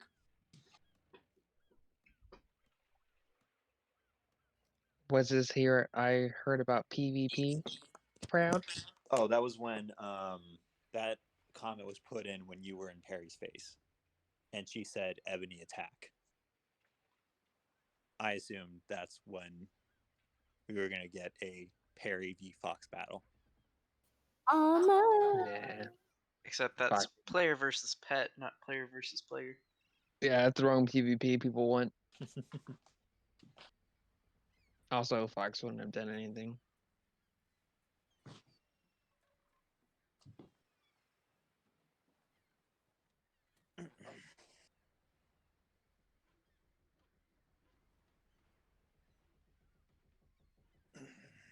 I'm really glad you didn't push any harder for me to get a haircut. Fox would have been real sad. Wait, did Fox actually give himself a haircut? Is that why you said that you were crying? No, no. Oh, okay. Crying of the fact that where we are with this session. Ah. The anticipation, you know. I hope we go a little longer just to We'll go see. for the ball. Yeah. But that's completely up to Jay. 100% though, if he would have tried a little harder and been a little more persuasive, Fox probably would have got his hair. I mean, we can talk after the stream. I'm back. Damn. All right. I was going to talk more about it. All right. I can only speak for Proud, but Proud is ready for the night of the ball. Yeah, if you guys are fine, I know that your stream tends to go later than most of the streams just because we start later. If you guys are fine to go longer, I am, since we had a bunch of tech issues. Yep, I'm good. I'm good. Yeah, we'll push it to maybe like we're at 2.5 hours. We'll go if another hour from here. Is that good? Good with me. Rather than just half Yep. an hour, and then we'll see how we feel then. I don't want to stop right at 3 hours because of all the tech issues. So Ender's gonna wear the black outfit with the mask, but he's gonna put his symbol to Brava like underneath the shirt he's wearing, so it's not so apparent that he's wearing it. yeah, like tucking it under. Yeah. All right.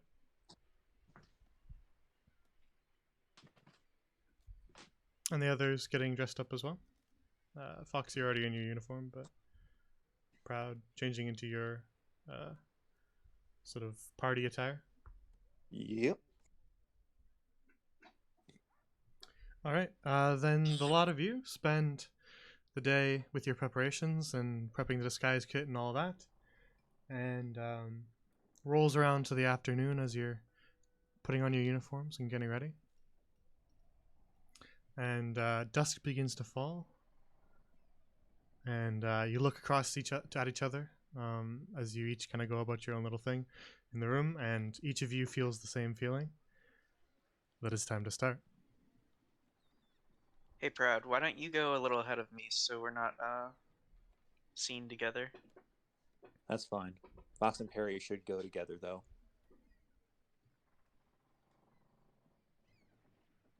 All right. Good luck. Lavender, I'll see you at the gate. Hey, Brad. What? Stay safe. Good luck. Thanks, you too.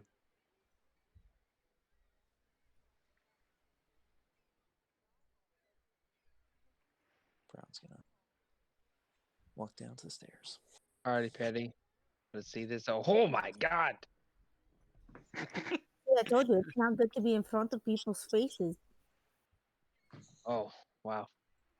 Nice outfit. He backs away. That was kind of creepy. Okay. I didn't expect you to open the door so quickly.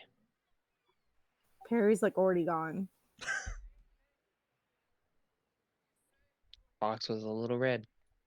He's gonna wait till he's no longer red.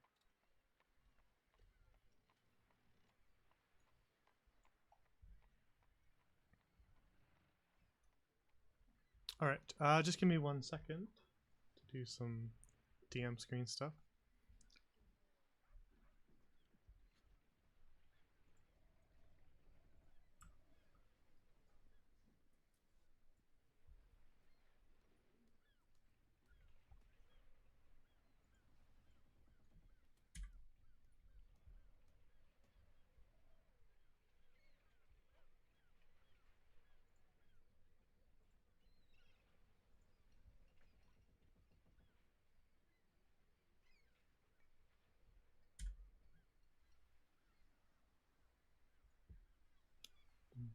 All right. And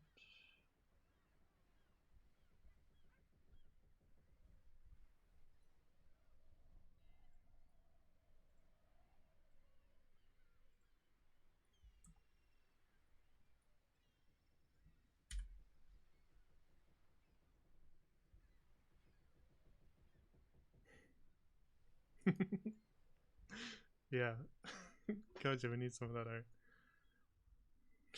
All right.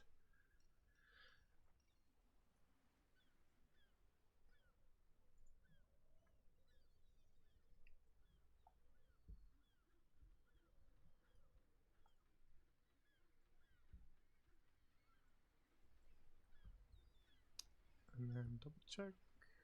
1.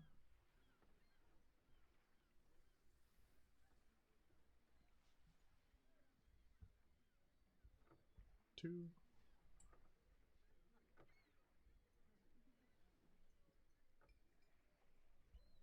And 3. All right.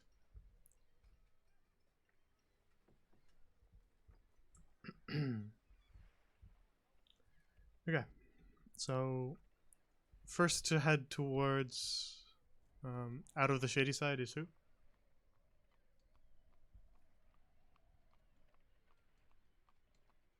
I assume Perry and Fox, because they were told to arrive early.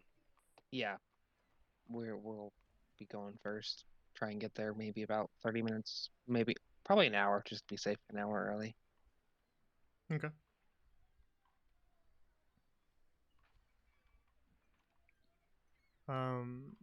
Then I'll bring you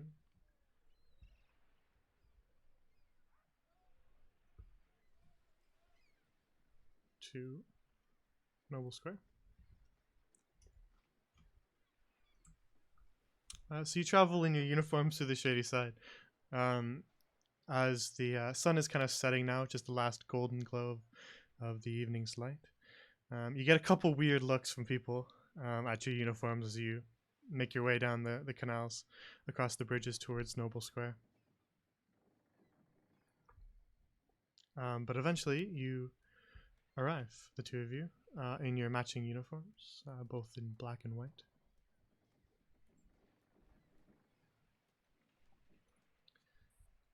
Do you think we should go to the back? Probably. Isn't that where we're supposed to go, anyways? I'm pretty sure that's correct.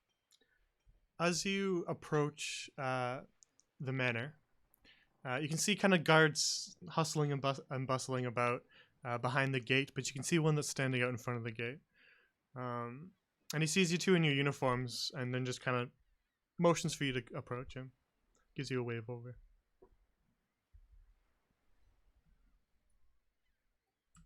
Come on, Betty.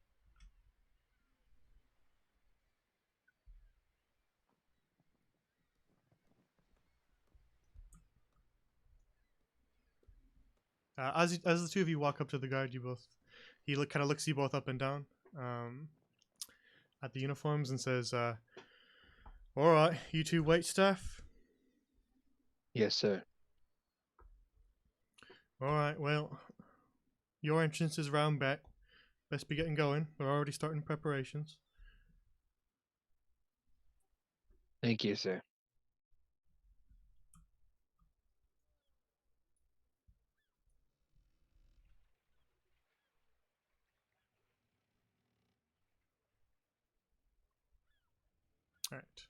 All right. You loop your way around the manor. Um, Behind the fences on the right side of the manor as well, you can see some guards. Also, kind of moving about, you see them carrying various things, tables and chairs and stuff like that, throughout the yard, and make your way to the back of the manor.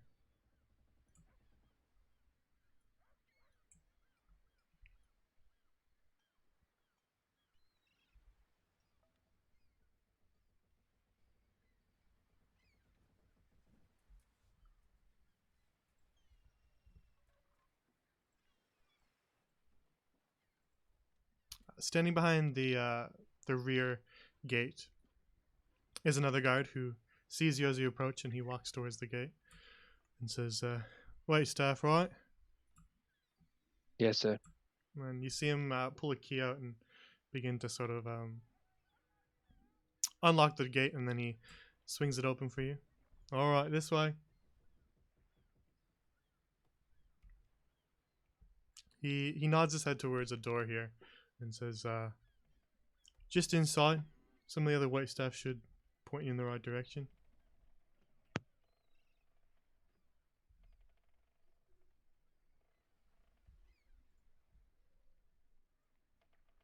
All right. And through the kind of large, ornate doors, you enter.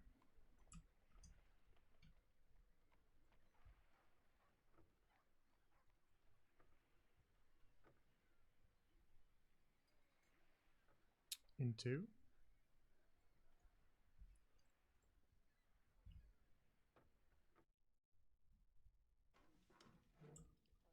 a nicely decorated room with lots of different cupboards off to your left as you enter, and a fine looking rug on the floor. Off to your right is some couches. A woman sits on one of the couches. Um,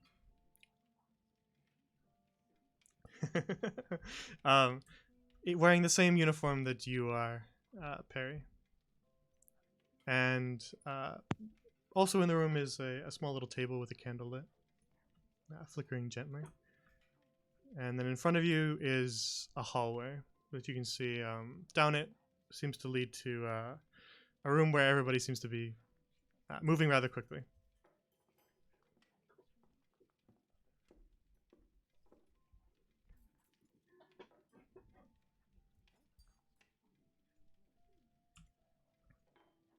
Excuse me. I assume we just go down the hall. The woman on the couch looks towards you as you sort of enter and pipe up, and she stands up and sort of straightens her dress and walks over to you and says, "Oh, hello. Are you additional wait staff?" Yes, we are. Pleasure to meet you. "Nice to meet you as well. My name's Leo. What's yours?" My name is Ted. My name's Pinky. It's great to meet you.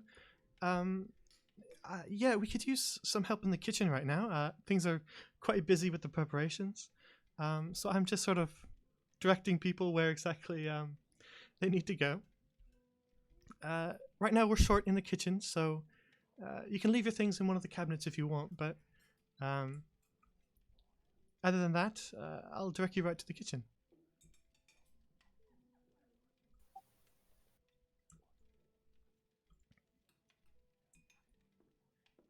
She leads you down the corridor.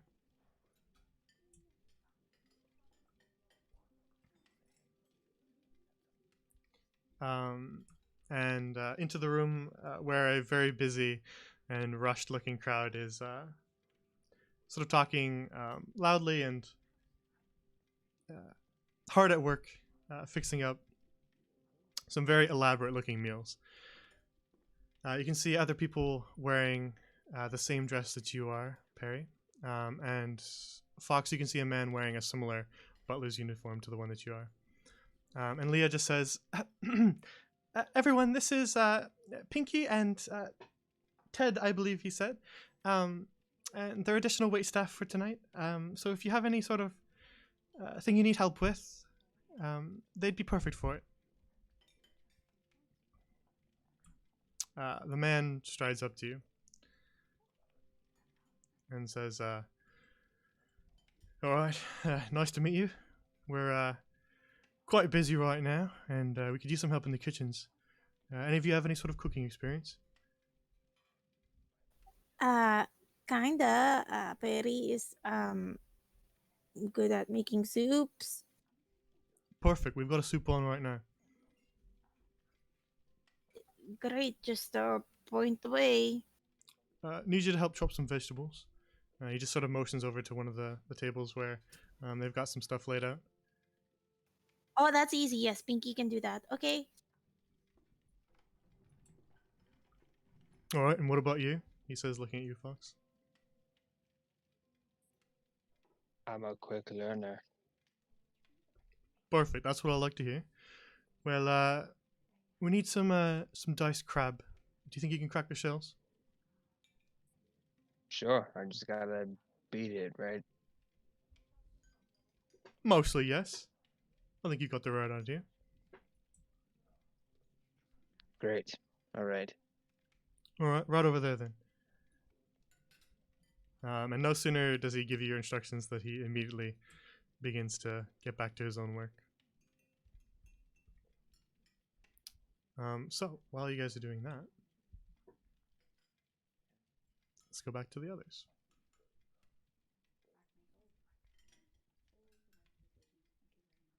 All right. So the other two have left about an hour before the others, before Proud and Ender. So you two can decide who leaves first, or if you're going together. Proud will leave first. All right.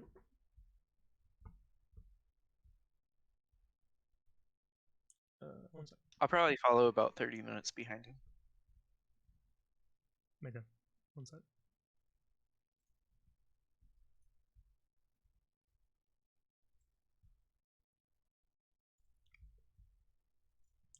Then, Proud, you make your way alone through the shady side of town, back towards Noble Square.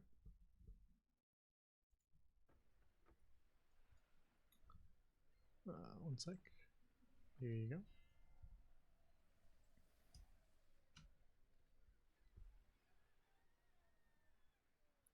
go. As you enter Noble Square, you can see off in front of you. Those two should be gone. Sorry. The guard is talking to somebody, and then you see them sort of discuss something, and then he motions for the other guards. They open the gate, and the person passes through and heads up the stairs into the manor. And then they close the gate again. And the guard looks at you, who, as you approach, and says, judging by the mask, you're on the guest list. I am. All right, one sec. And you see him pull out small, kind of a thin leather-bound book, and he begins to flip through it. And he goes, "All right, name." Proud Poole, Poole. All right. Right here on the last page.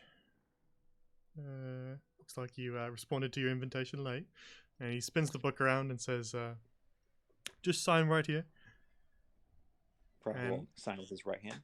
He hands you a quill. Sign. All right then. Right this way, sir. Thank you, my good man. The two guards open the gate and allow you to pass. The stairs in front of you are very elaborately carved out of wood, and lanterns sit lit on the yard, bathing everything in a warm glow as you walk upwards towards this very ornate set of double doors. Proud will open the double doors and walk in. All right.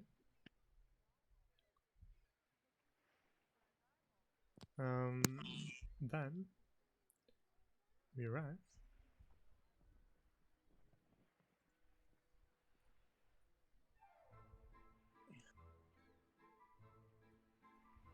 Ah, there you go.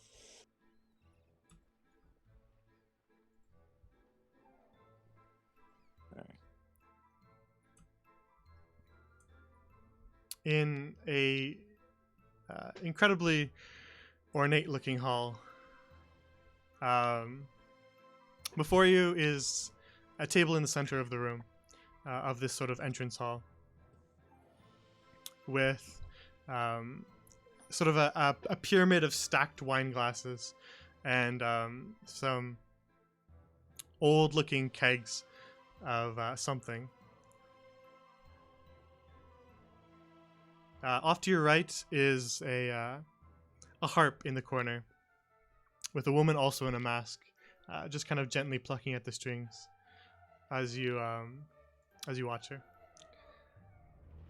Throughout the entire entrance hall, there is quite a few people. It looks like some guests have arrived before you.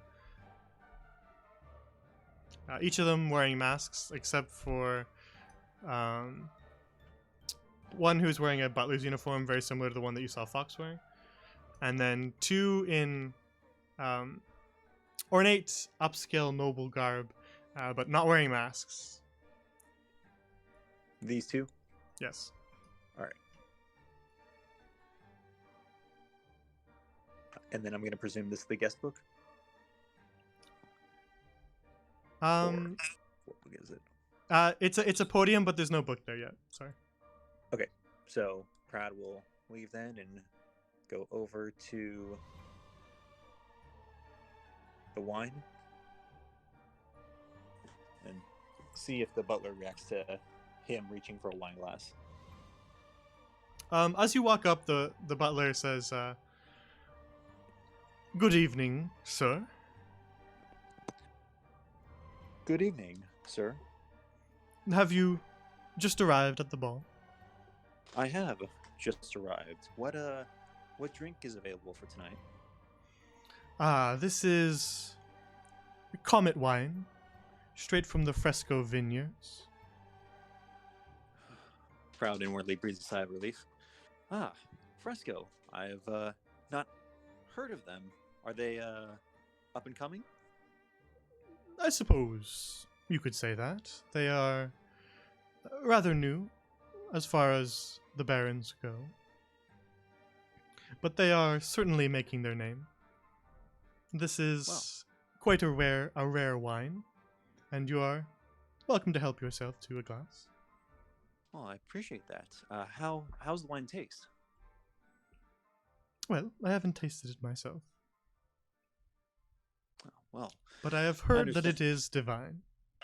oh, I understand that it may not be able to have a taste tonight, but hopefully after we all leave, they give you and the others at least a sip. We shall see. Brad will take the wine glass and fill up his glass with Comet wine. All right.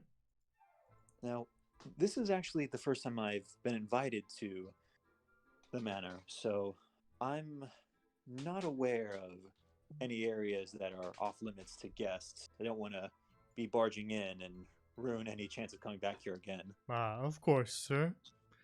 The servants' quarters are for the servants, and we don't allow guests back there. That is just off any sort of motions towards this corridor. Over here. Okay.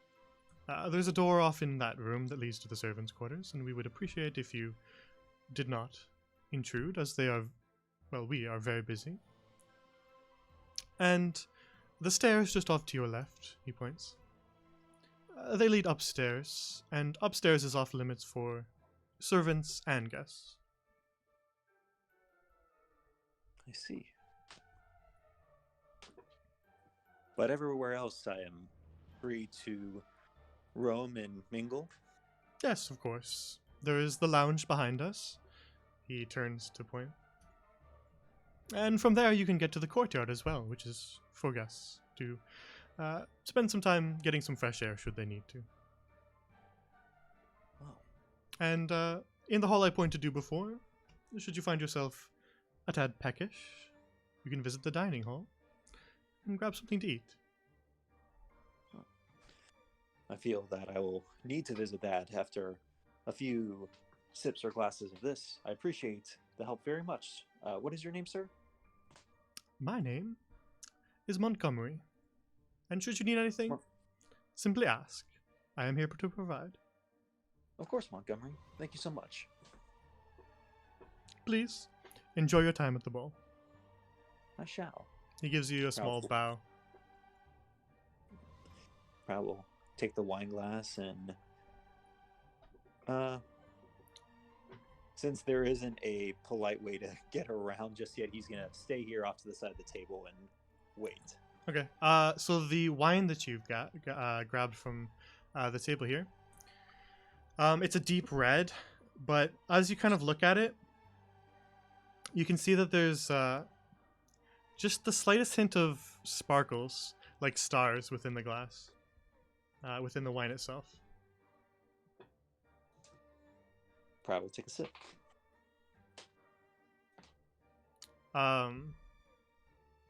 It has a very complex profile, slightly kind of berryish, and the ever so slightest hint of something sour. It's certainly a very fine wine. Well, I don't know if it's been 30 minutes. If it has, Proud will wait. If not, then Proud will move over to talk to her. Well, we can have Ender arrive just so that we don't have to repeat anything. Okay. So Ender, you wait some time after Proud leaves, and then begin to make your way towards the Noble Square.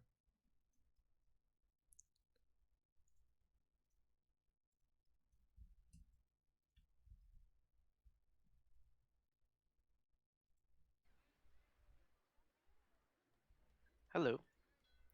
You cross the courtyard where the guards are waiting outside, and as you approach the guard outside the gate, he says, "Party guest?" Yes, indeed. All right. Then I need your name.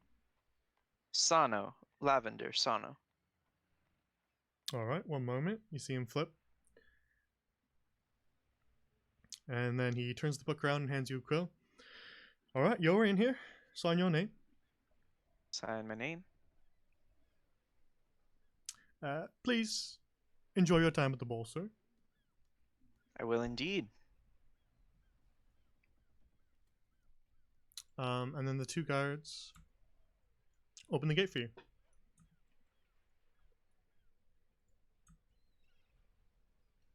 And allow you to pass.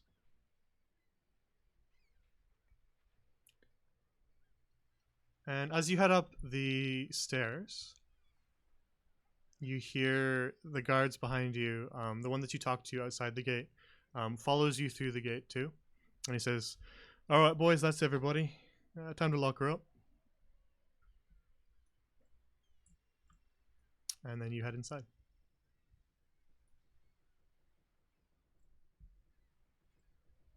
So Proud, you spend a little bit of time waiting after you have your little discussion.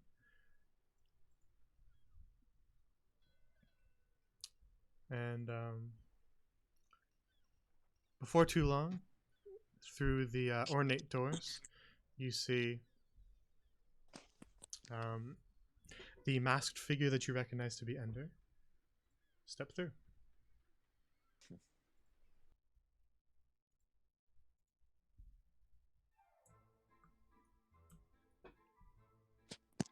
Okay, as I walk into this room, do I recognize Bella Luna?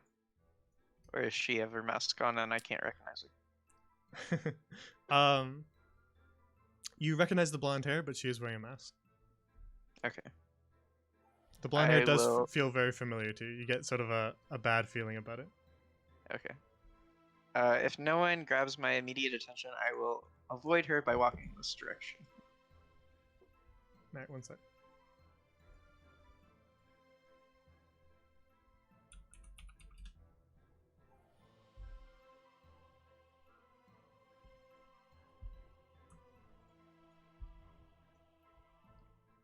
Okay. As you head off in this direction, the two here, you can overhear their conversation as you walk up beside them. And the two of them are arguing. You hear the woman, as you walk past, say, "Well, isn't this just perfect, Gulagak? We're the only ones who show up, and they don't even tell me that it's a masquerade ball. And now look at us. We're the only two here without masks. We look absolute fools." And the orcish man next to her just says, we do look a little out of place, I suppose." As you walk by. Are you continuing? Yeah. Okay.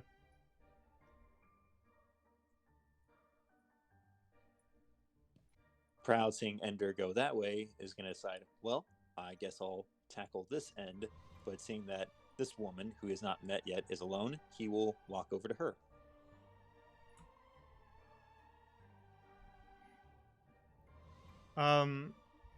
Alright, you walk up to this blonde woman with you can see elven ears poking out from her hair. She's wearing mostly blue and has a blue mask over her eyes. That just obscures a portion of her face, but you can still see most of it. And as you walk up to her, she goes, "Oh, hello." Hello, I seem to notice you wearing the same color as I, and I figured Indeed. since everyone else is a bit paired up in this room, it behoove us to at least not look alone in the beginning of this party. Friends in blue, I see. Exactly. Well, it's a pleasure to meet Yeah. you. My name is Bella Luna. I wasn't sure if people were going to tell their names with the mask and all, but since you told me yours, my name is Proud Pool. A pleasure to meet you.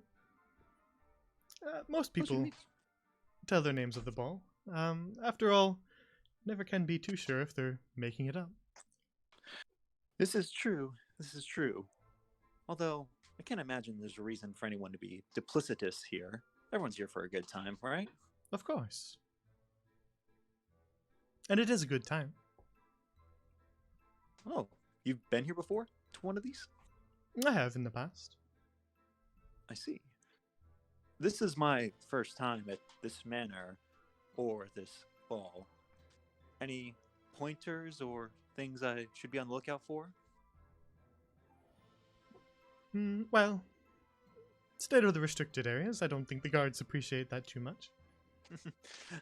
No, I can't imagine they do. I also believe that would be a bit of a damper on the atmosphere and the mood. Of course, it want would that. be very embarrassing for you to be thrown out. But, and of course, I can't do that on my first try. Figure I want to be back here. Of Something as course. extravagant as this. If you're thrown out, she surely will not be inviting you back. I can't imagine so. And you would seem to know a thing or two about coming back. How did you get on the guest list so many times? I hear it's difficult to get on one. Oh, I have my connections, of course. As I'm sure Ah. you have yours. Well, not exactly connections per se, just Oh, personal ability. what do you mean by that? You've piqued my curiosity. Yeah, well, I was a bit of a late addition, you see. I had helped some businessmen in Carcassonne by liberating a port in Drosis. I see. So And- I wasn't expected to be on the list till a few days ago. Of course. There are often times last minute additions. Some people respond late, of course. Yeah, and I was worried I didn't have much garb to wear for something like this, but what do you think about this? And Proud will slowly do a circle, like a twirl almost, around to try to see what Bella Luna thinks about his outfit. She gives a small laugh as you twirl and she says, not too bad, especially for the savior of a pirate port, after all. Ah, that is a good nickname. I might want to steal that if you don't mind. Well, I won't charge you to use it. I get a deal and an incredible nickname. Already a great start to this. I did tell you it was a good time. Already you're proving that. Indeed. But what else happens at this ball Hmm. other than Well- the wine drinking and conversations? Food, a conversation. I'm sure some of the aristocrats make business deals at this ball, but that's not really my area. The food is usually delicious, and the drink is always some sort of a rare find.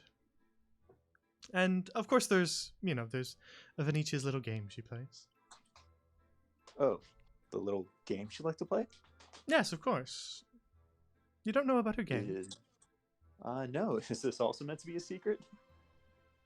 Well, when Lady Venetia shows up to her own balls, she shows up in disguise. Interesting. So you never really know exactly who she is.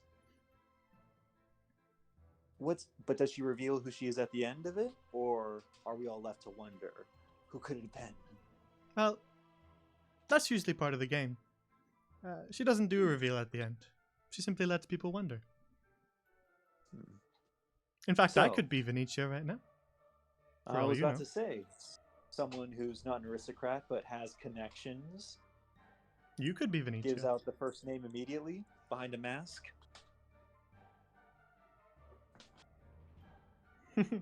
Well, I don't remember waking up this morning as Venetia. Well, She just kind of gives you a wink with a grin. well, that seems to clear you. Although, I may have to investigate the others. And at the very least, Probatus blue skin, I feel that you can clear me of being Venetia for tonight at least. Maybe. You never know what sort of spells they have these days. That would be interesting, although I don't think Venetia would go out of her way to break her own arm. That would be a little extreme. It would. But if that is the case, you have given me something very much to look forward to for the rest of the night. What happens for the winner if Venetia is found? Well, those who have their hunches send letters often. The guests who attend, and try to guess. I haven't gotten it right, of course, so I wouldn't know what you get. Well, I'll try to earn or win and let you in on the secret then. Well, I would appreciate that. Of course. In fact, is it wrong to compare notes to help each other out? It's usually frowned upon. Well, don't want to ruffle any feathers then. I then must make quick work. Everything I try to accomplish, everything I set out to do, I usually accomplish, and don't want something as juicy as this to let down. But feel free to come talk to me if you ever get bored of any other aristocrats. Of course. The adventure, or the investigation is part of the game, after all. It is, and is now afoot. And Proudpool will tip the cap to Bella Luna and leave All right. the conversation. Ender, what are you up to?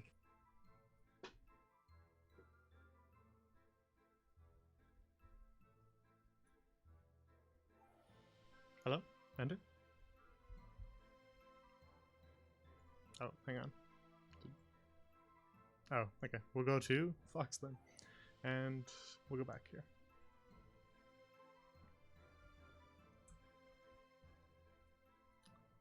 Alright. Alright, the crab's done. What's next? So the two of you, you finished up what you're doing. And the man who gave you your orders before, Edward, comes over to inspect your work and says, not too bad. Now, let me see. Daphne, do you think we could use help with bringing the food out to the tables? And the girl here, with sort of short black hair, says, yes, we have some things that are ready now to be brought out, so if you two could help with that, that would be perfect. Sure, Pinky is eager to help. Alright then, just over here. The entire time you guys have been working, this woman here has just been kind of quietly observing. But Daphne directs you to some plates that are sort of set up on the end here and says, just bring these out to the table in the dining hall.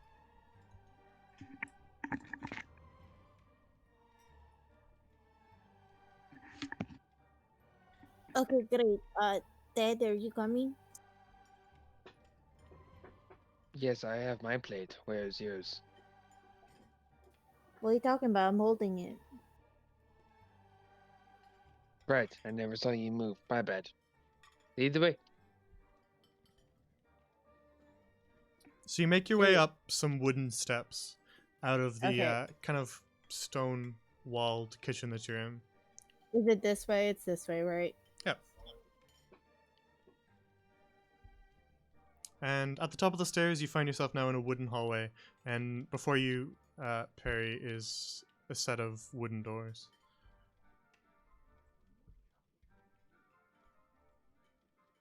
Okay, are we ready to do this?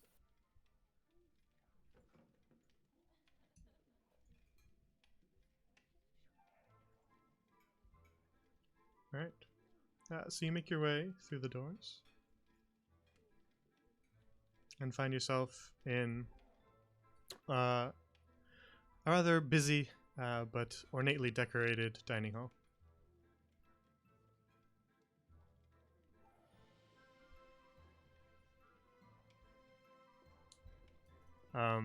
Standing at the table, you can recognize the disguised Ender.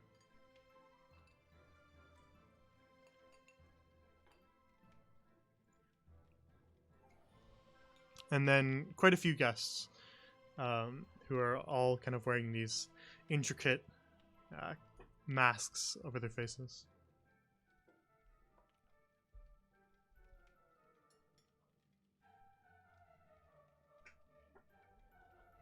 So there's some spaces at the tables for you to place down the food that you brought up.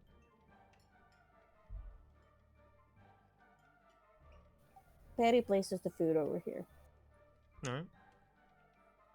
Fox will put a plate on this side, and then he'll head back in.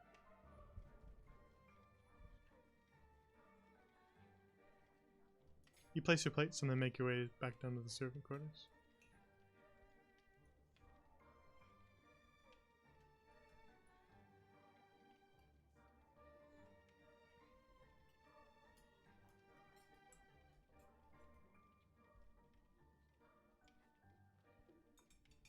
Leah and Edward are still hard at work in the kitchen. And Daphne has kind of gotten back to work as well. As the two of you head down the stairs, the woman who was just kind of watching the entire time, she calls you two over.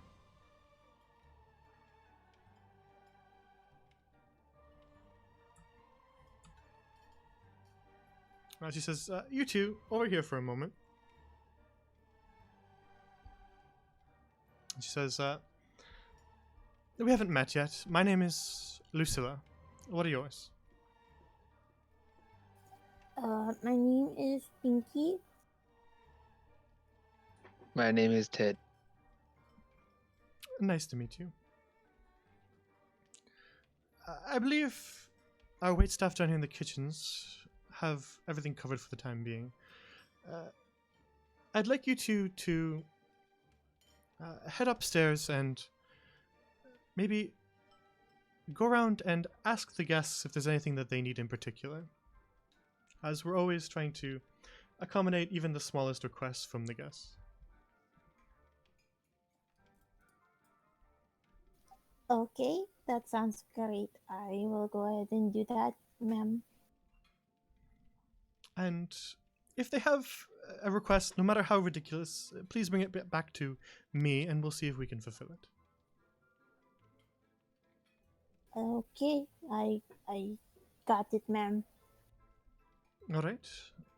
You two, I don't recognize your faces. You haven't done this event before, yes? That is correct. We are new. Alright, then just make sure that you stay out of upstairs. That is off limits for the additional waitstaff.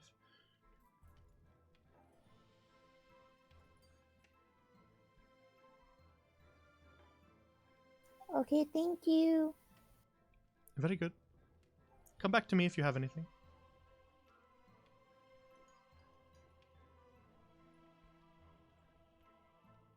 Alright, let's briefly go back to Ender, since I kind of skipped over.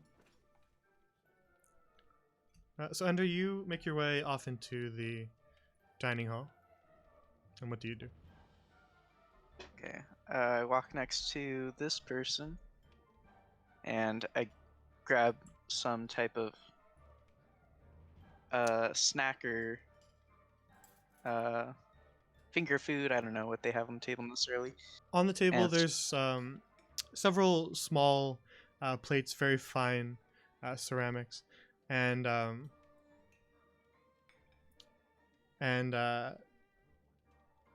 there's sort of larger dishes throughout that you can sort of grab your own what you want and add it to your sort of small plate. Okay. I start to do that and then kind of like mention to the person standing next to me, I'm glad I wore a mask that didn't cover up my mouth, otherwise this would be a lot harder.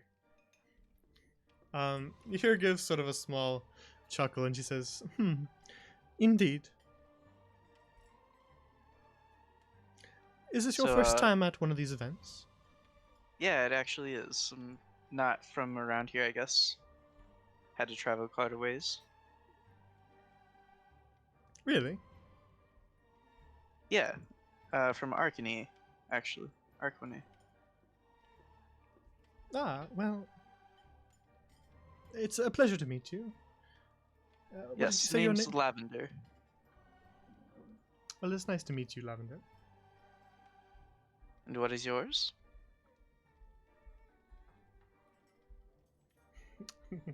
Scroll through the list.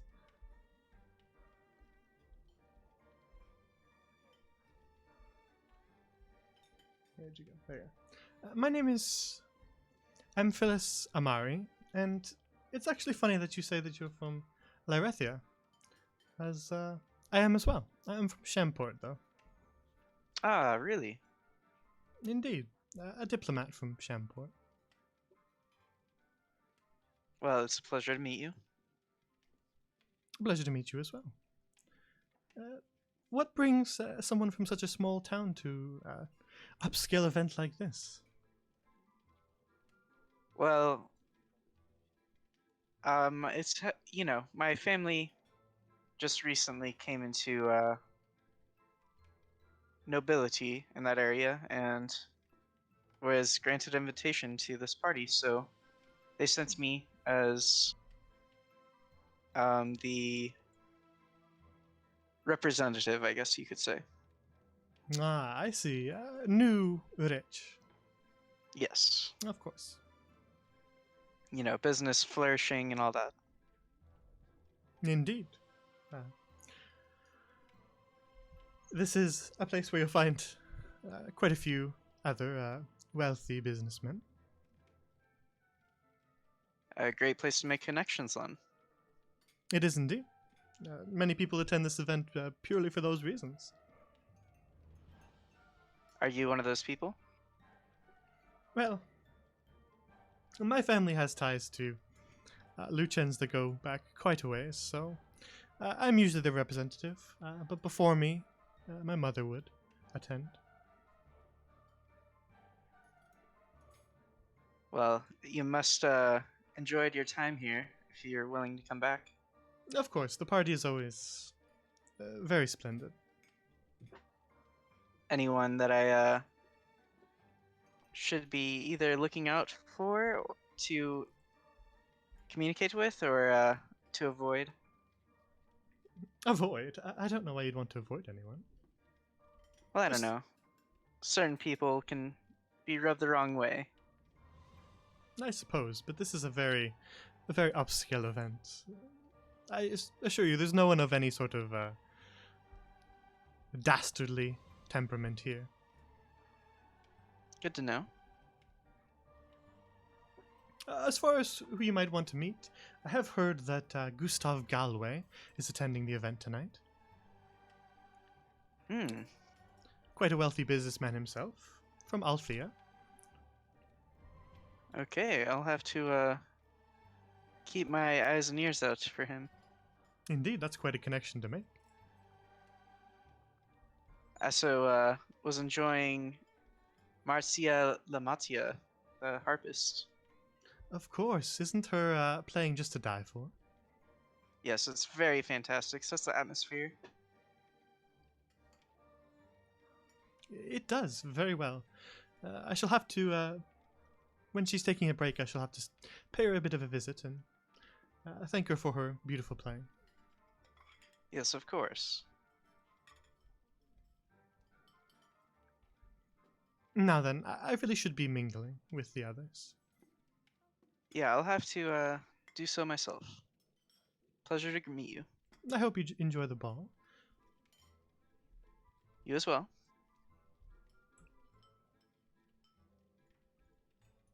While you were having that conversation, Ender, you saw the disguised Fox and Perry come out and place plates on the table and then head back downstairs. Okay. I gave them no notice. And now, as you finish the conversation, you see them return through those two doorways.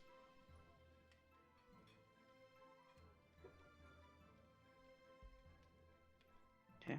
I will just start walking this way. Excuse me, miss, is there anything I can help you with today? You may call me Brucia. Pleasure to meet you, my lady.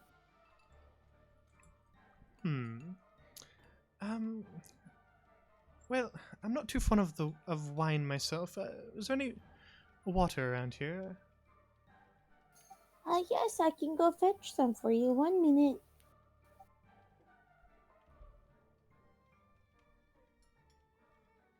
Betty goes fetch water. Alright. Fox, what are you up to? I go up to this person.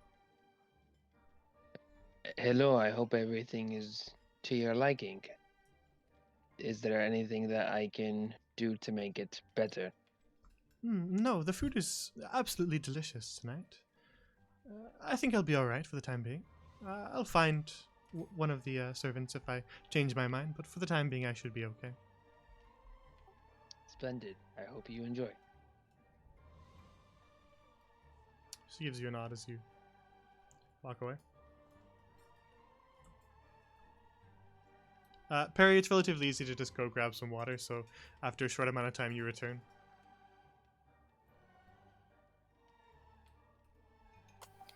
Hello, my lady. Here's your water. She takes the glass from you, and you see her hold it up to the light, and she sort of inspects it. And she says, there's a fingerprint on this glass. Oh no, my apologies. Let me go get you another glass, and I will let someone know of this terrible happening. 1 second. Thank you.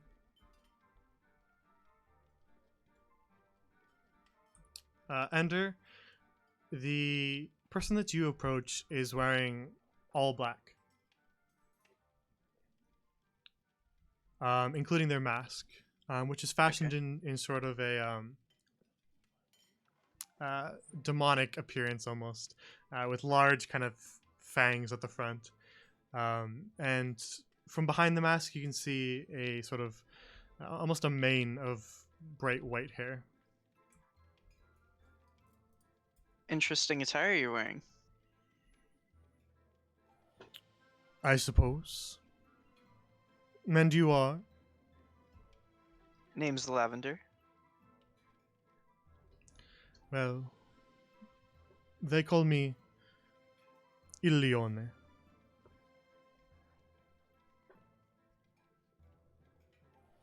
So, is there a particular reason that you chose this outfit? I believe it has a very striking appearance. That is true. I'm glad you agree. And what about you? You have an interesting mask as well. Yes, takes after my family business. I see. My mask is too tied to ancestral connections.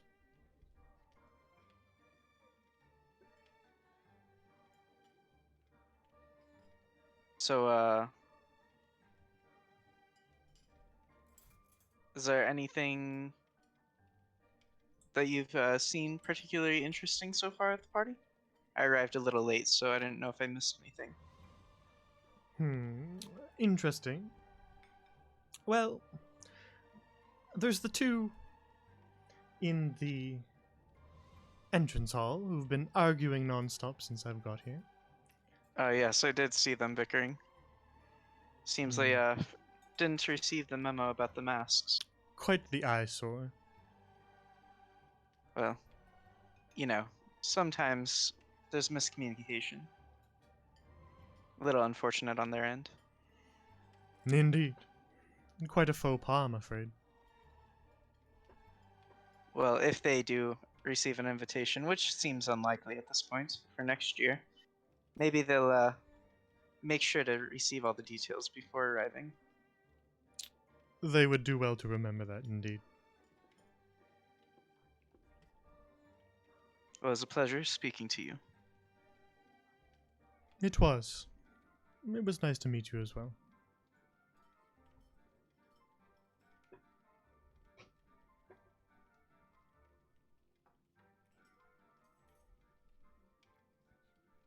I'll just kind of like stand back and gauge the room. Alright. There's the two that you saw Perry briefly talk to. The two women. One clearly an elf and the other human. And then there's Ilione, who you just talked to, as well as Amphilis, the other woman. Yeah, let me get you some name tags. I was about to say, like, oh my god, where's the name tags? I'll get you guys the name tags. I prepped them all ahead of time because I know I'm having a hard time remembering, so I can't expect anybody else to. Okay, and then what was the other businessman that she spoke of to me? Galway. Gustav Galway. Gustav. Also in this room, kind of standing in the corner, doing the same thing that you're doing, and they're just sort of gauging the room, is a man with sort of short black hair, wearing a mask that is just solid gold and completely featureless.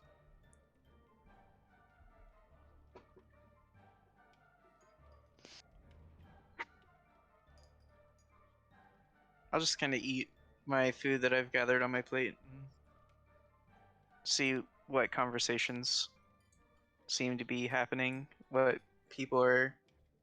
Try and listen in and see if I can overhear anything interesting. All right, Perry, you return after a short amount of time. With, I guess you tell me what you did while you were gone. I just wiped her glass. I figured. Hello, my lady. Was this to your satisfactory now? She takes the glass back, and you see her inspect it. And she says, "Much better, thank you." Great, wonderful. And you, my other lady, is there anything I can help you with today? I think I'm quite all right, thank you. Great, wonderful. Thank you.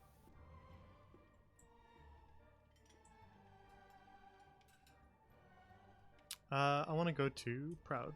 I haven't been to Proud in a while. So this will surprise you, but Proud, hearing the news from Bellaluna, is actually going to approach the guard and the book. All right. Yeah, the guard has kind of placed the guest book on this little pedestal here, and he sees you as you approach, and he says, "Something you need?" Actually, yes. I was curious to learn more about you, sir. Not much to say. Really? Well, sir, the reason I asked that, not to trouble you, but are you aware of the game that's going on tonight? Of course. Ah, I see. Then you can understand why I have to talk to everyone just to make sure that Venetia isn't trying to be incredibly clever this year. All right. Are you trying to say that I'm Venetia? I mean, are you not? I mean, I'm not. Just a guard. Do you know who Venetia is? I'm not at liberty to tell you anything like that.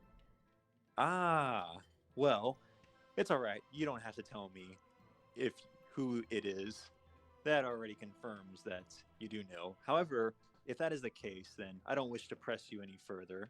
But I would like to look at the guest book just to see the list of names of who are here and see if there's anyone I know already that I can cross off my search.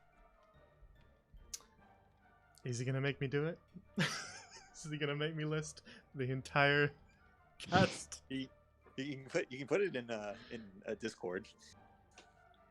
No, because you're not gonna get to reference this book permanently. Oh. I suppose you can take a little peek through it. All right, and Proud's gonna look at every name. All right. There's... Better get ready. How about you just tell him if there is a single name or two names that he recognizes rather than listing off every fucking one? I mean, other than Bellaluna, there's no one else that I think I would recognize. At least I don't think.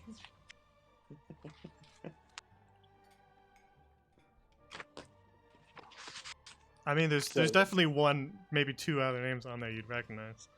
Okay. Of course, referring to YouTube, but. Okay, yeah, I was about to say. So to a little bit of out of character. So because Proud has never had a notebook, I've never taken notes. This is the first time I'm taking notes. All right, I'm ready. Okay. Olabella Lenfraith, Gulagak, Zahindra Mortisi, Gustav Galway, Pearl Colley, Agrippa Munatius Malus, Il Leone, Simplicio Vicari, Decius Octavian, Brucia Rogata, Elizabeth Pauletti, Serpione Chiaramella, Ida Grasso, Consolata de Blasi, Marzia Lamacchia, Amphilis Amari, Arin Verora, Arabella di Vitruvia, Shalia Marathil, Bellaluna Ranwin, Contare Medici, and Contessa Medici. Okay. Thank God for VODs. Okay. I mean, that's why Wow. the name tags are there. Yeah. Okay. I love you said So- okay like you got all that. Yeah, No, got no, it, no, dude. no, Easy. Yeah, easy. Just get good. Okay, Proud's gonna turn back up from the book, not seeing the name that he was looking for, And of course, breathing- at the end, your two names.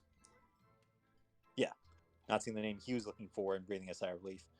Thank you for that, sir. I'll be on the hunt now, as so to speak. Of course. Enjoy yourself at the party.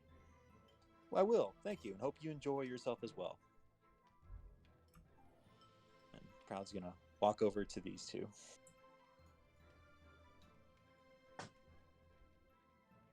All right. As you walk up to these two, this woman's wearing sort of a golden mask that sort of forms winged, kind of almost owl crests on her face, and she sort of shoots you a stern look as you approach, and she says, "Yes, can I help you?" Well, I was hoping for some conversation. Give you a chance to meet me and give myself a chance to meet you, as it were. I see. And you are? My name is Proud Pool. And yours? Proud looks at both of them evenly. Ida Grasso. She replies. And then the other man who is standing with her is wearing incredibly ornate clothing. And a mask that covers the entire face. So you can't even really see their eyes.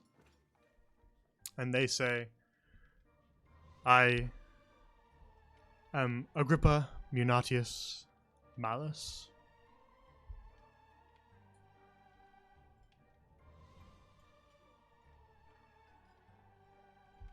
Well, He overlaps, he did. that was actually one of the names I'd written down. It is a pleasure. It is a pleasure to meet the both of you. This is actually my first time at this ball, so to speak. So I had just learned about the game and was very enthusiastic and interested in winning it. So I was thinking it'd be fair to give each of us a chance to learn about each other, put our detective skills to the test, so to speak. She interrupts you. Agrippa, another one playing the game. Of course, I feel that it's intentional, not simply for fancy, but rather to, in a way, force others to meet each other. I What point suppose is there in this gathering if not to meet others? business deals. Oh. And what business are you involved with? Don't tell me you haven't heard of the Grasso fishery. Proud searching his memory banks. You have?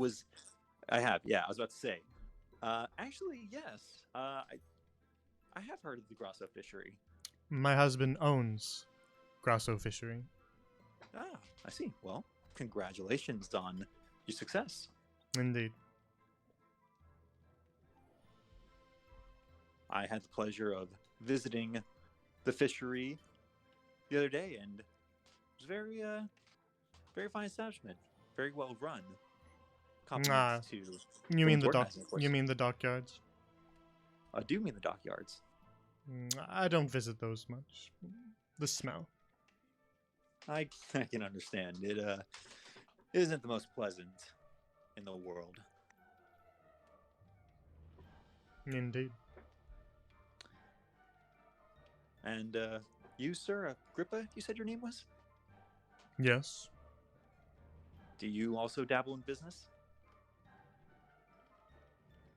I more invest in other businesses. Ah, I see. A real entrepreneur of sorts.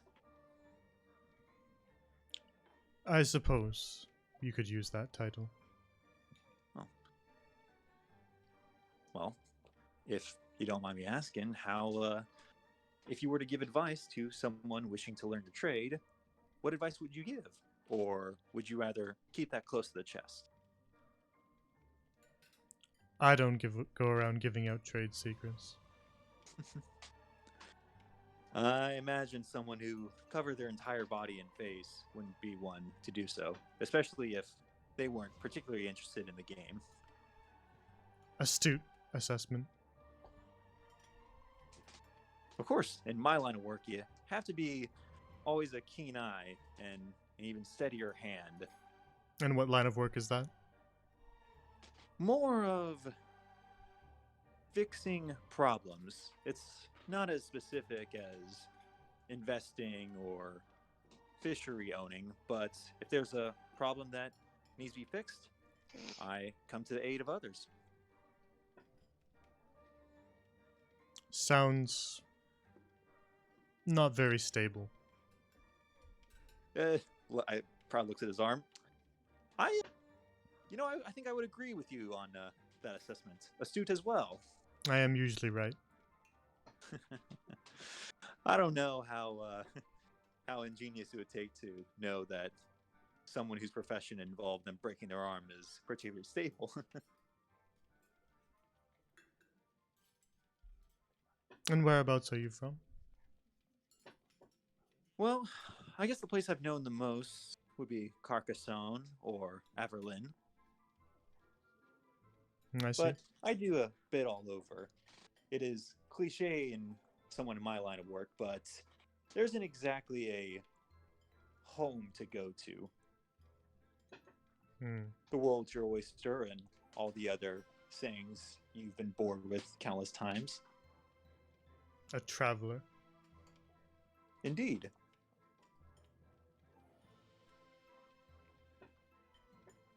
I assume that you travel, especially if you're to invest. From time to time. Well, in order to have the best decision making and being always right, have to find a way to procure information, and traveling's the best way to do that. I've learned so much more on my travels and my journeys, more than I ever could if I was in the same place that I grew up in. Of course. A trite sentiment, but not entirely incorrect. Well, try indeed, but I do not wish to bother you any longer if you wish to stay in this corner. However, if you wish to continue further, or if either of you have a need of services from one who simply gets things done, then I am here to speak of business. If you have business for me, then we shall speak. If not, well, move along. you say you invest, although you didn't clarify what you invest in. I'm unsure if we have business or not. I invest in things that are profitable. Well, since you're willing to keep that close to the chest, knowing of skills I potentially possess, if you were to have use of someone that simply gets things done, that is able to aid others, that is able to fix problems, what opportunity would you have to invest into those services? At this time, I have no need for those services. Well, if you shall need them in the future, Proudpool is my name. Indeed. Bid you both a good night. And Proudpool will leave that conversation and think to himself, freaking stuffy rich people.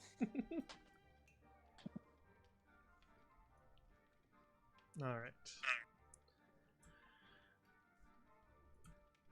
Go into this room. Let's go to Fox.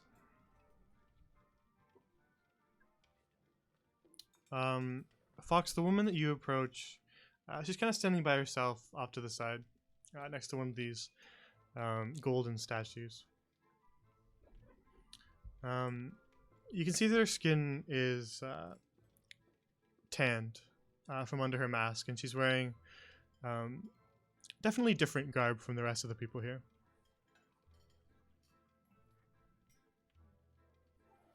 Can I see a close up of this chick? Yep.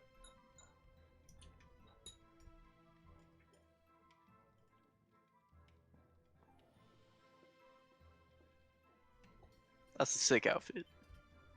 Oh, that's baller. Give me great Gatsby vibes. It's She a, wins costume contest. this is a remarkable statue, don't you think? It is very well made. I apologize for interrupting you during your time. I just Oh, wanted to know if No worries. I was just lost in thought. is there anything that I can do for you? At the moment, I am alright. But thank you for offering. Absolutely, my lady. Let me know if you need anything else. Are you a guest at this party as well? No, ma'am. I am just a lowly servant.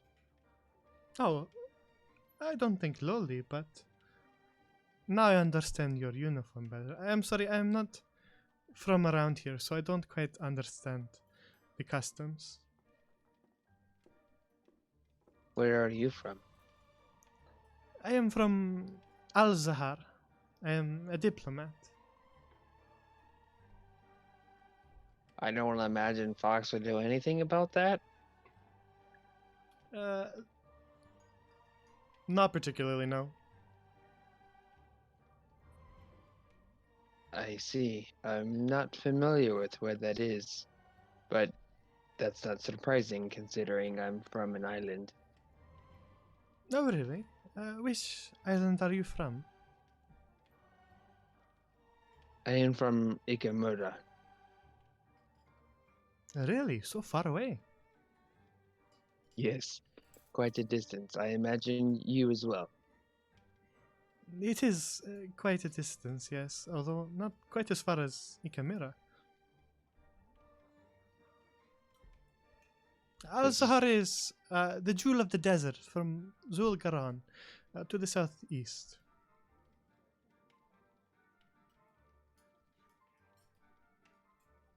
That sounds amazing. And you just came for the political interest? Yes, I am a part of the consulate in Al Zahar, so it is part of my duty to approach other people from the other kingdoms and make sure that the relations are good, you understand? I see. It's fascinating. Yes, Well, I will. we must make appearances at these sorts of things.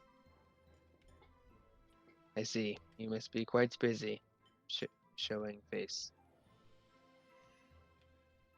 Yes, it does tend to get a little bit busy, you're right.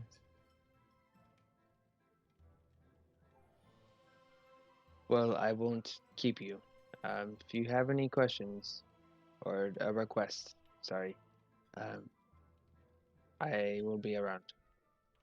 Oh, you weren't keeping me. From time to time, I feel like it is difficult to start conversations with others.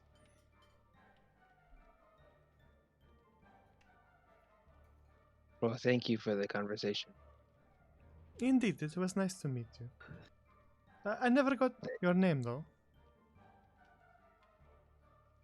My name is Ted. It is nice to meet you, Ted. I am Zahindra Mortisi. It is a pleasure, Zahindra.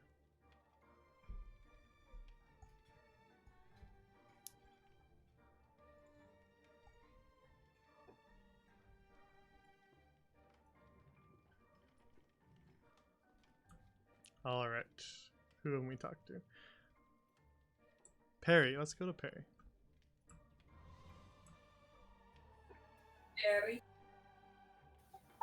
Hello, sir. Do you need anything at the moment? As you walk up, the man sort of doesn't even really acknowledge you. And then you start to speak, and he doesn't even turn to face you. And then you finish your sentence, and then an awkward, maybe 3 or 4 seconds later, he looks over at you and says, I'm sorry, I was lost in thought. What did you say? Oh, that's okay. I was just wondering if you needed anything.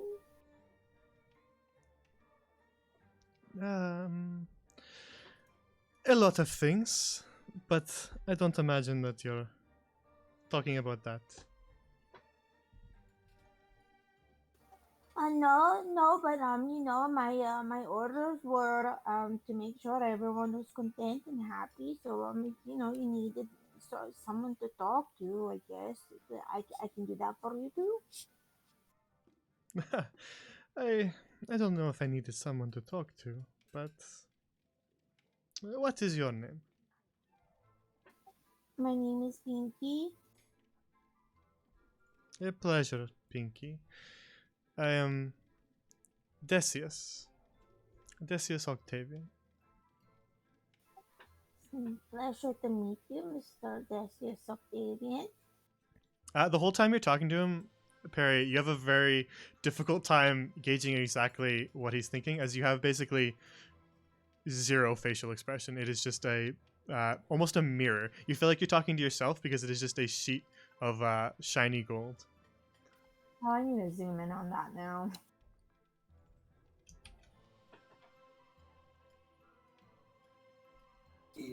Okay, wow, yeah, no, I'm gonna be so distracted now just staring at that.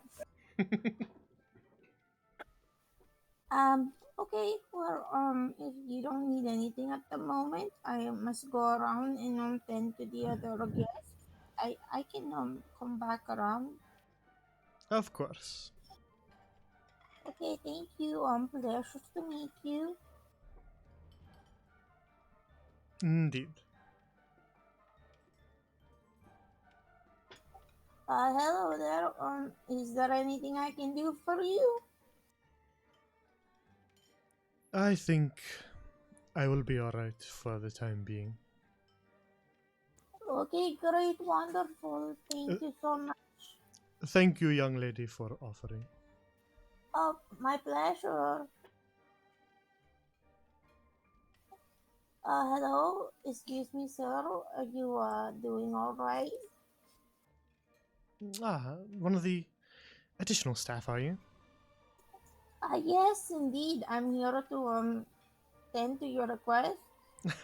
Not my request, the guest request, I'm sure you mean. Oh, yes, the guest's request. We haven't met yet. I'm Sebastian. Hi, Mr. Sebastian. I'm one of the permanent staff here at the manor. Oh, great, wonderful. It's a pleasure to meet you. You got any tips and advices for what I should do when I'm asking people for requests? Simply be as polite as possible. If you feel like you're putting on too much, then you're probably perfect. Oh, great, wonderful. Okay, I'm gonna go walk around now. Of course. Perry's just gonna walk around and ask everyone questions, so we can go to someone else. It's gonna be the same like question of the end thing. Alright. Actually, I think this is probably where we should end because we're getting pretty late. It's 12 o'clock. So I think this is a good spot to end, just where we're in between conversations. Cliffhanger. Unfortunately, yes, it'll be a little bit of a cliffhanger. We made it, guys. Not yet. Not over. We started it, This- yeah. guys. We're not even allowed to go upstairs, damn it. Well, I mean,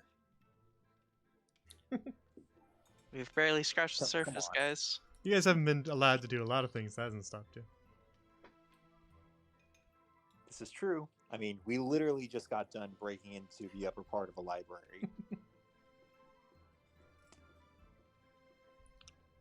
The most excitement we've had. Well, as they say, the game is afoot. Indeed. And what game are you playing? Talk to the guards? Guess who? He's playing the go back and write down 50 names from the VOD. I wouldn't worry too much about names. No. I'm not actually doing that. No, I expect all names to be there. I will ask you. I mean, there's not really a point writing names down when you don't know who's who. I mostly wanted to see if there were other names from backstories. Wait, you don't have like the giant cork board with like all the strings in your room or something? I got rid of that. Well, no, I didn't get rid of that. I still have the Of papers course, up you didn't from. get rid of it. No, I know. I still have the paper. I still have the papers up from the investigation. I gotta take those down and put these all in now. I think this episode's gonna give Luna an aneurysm with the amount of characters I just introduced. Well, he's watching the VOD. What might get him first is the first 30 minutes. I'm gonna edit those Take out. something.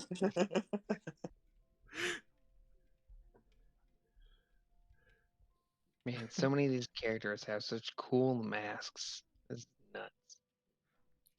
I spent a very long time looking for all these maps.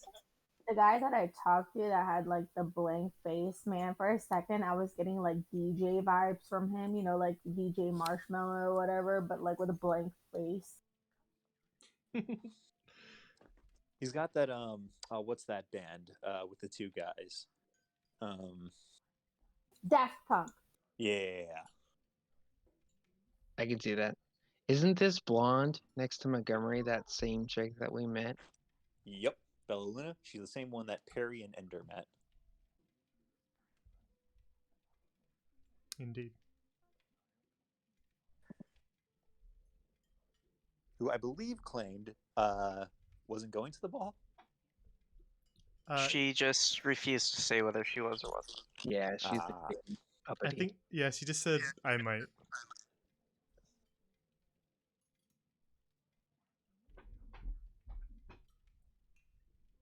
I gotta say, Zahindra and Ilion are probably my two favorites. Yeah, those are very cool maps. You mean Venetia A and Venetia B? That's the reveal. Everybody's Venetia. You guys were all Venetia. I knew it. Imagine if that was the drop. Perry is actually Venetia. That was my plot twist. Oh my god. I would have lost it. I would quit. I would just quit the game right there. It would Like- make the whole summon guards with the ring thing very complicated. I think there's like 7,000 plot holes to that. Perry just ends up burning any evidence in her own manner. That's why she was sleeping by herself the whole time. She actually snuck out. The to Lady of manor. Luchen's randomly went to jail? What? Carcassonne is actually using us to attack other kingdoms like Averlin and Lyrithia, but they had to see if we were good enough to break out, and they had to see if we were good enough to sneak into a manor. It was all training that they had set up. For my resume, you know, my royal resume. Yeah, Perry's now actually a queen. Surprise, I inherited this.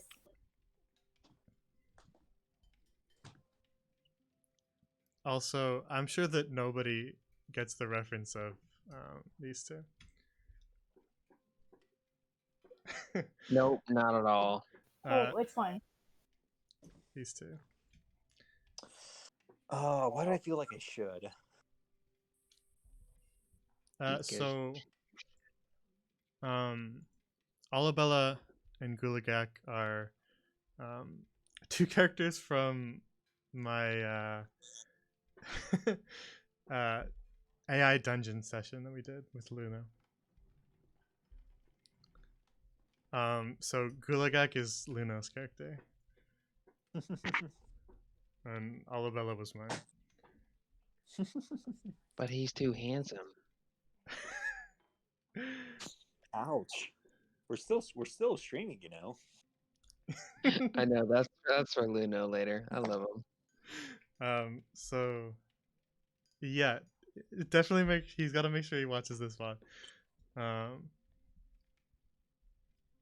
If you want to see their hijinks, they're basically, imagine if Team Rocket were super rich. Just absolute morons who have way too much money than they should. So they have their own theme song. Or their own catchphrase, like we're blasting off again. They should have one. They literally blasted off. That was the joke. The AA dungeon is basically just like a text RPG that has like the DM operates on an AI, so it just constantly makes new things to happen, and then you have to react to them by typing it in what you do. So these are the two characters we made, and then you just kind of get taken on this journey that you can never predict where it's going to go.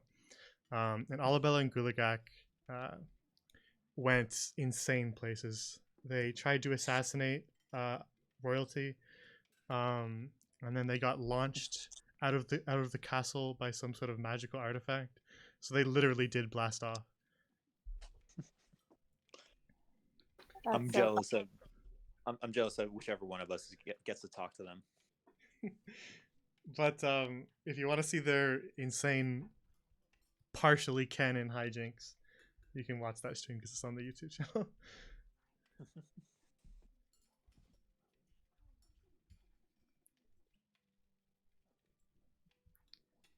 But the Lenfraith family also is a wealthy elven family.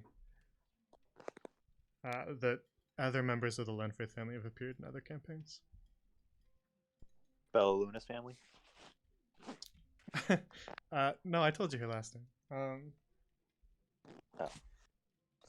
The Lenfraith, there's a Lenfraith at No Levant.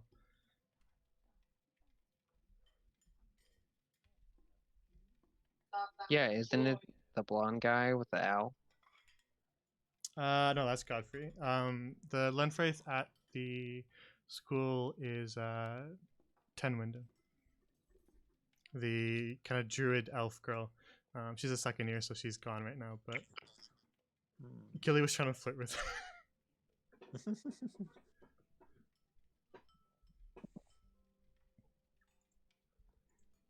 Gotta marry into the money, man.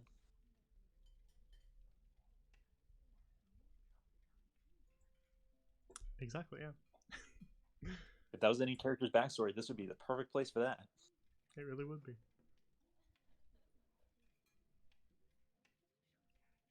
All right, it's getting late, so we'll call it here. Thank you guys for sticking with me during the 7,000 tech issues I had this stream. Both chat and players. Nah, we got through them. No big deal. Thanks for going a little bit longer. No worries. Yeah, I felt bad because, yeah, it was a bit of a disaster at the beginning, so I have no problem going a little longer.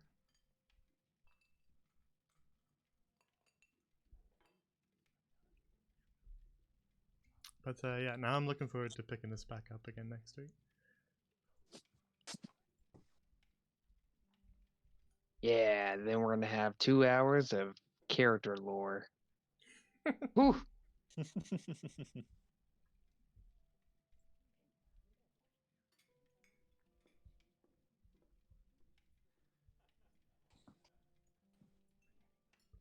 All right. So next stream will be Classic Crows, and that'll be 6:30 p.m. Eastern on Sunday. So tune in if you want to see that. Other than that, it's getting late, so I won't drag things on. But take care, everybody. Thank you for watching. Thanks for putting up with the tech issues, and have a good night.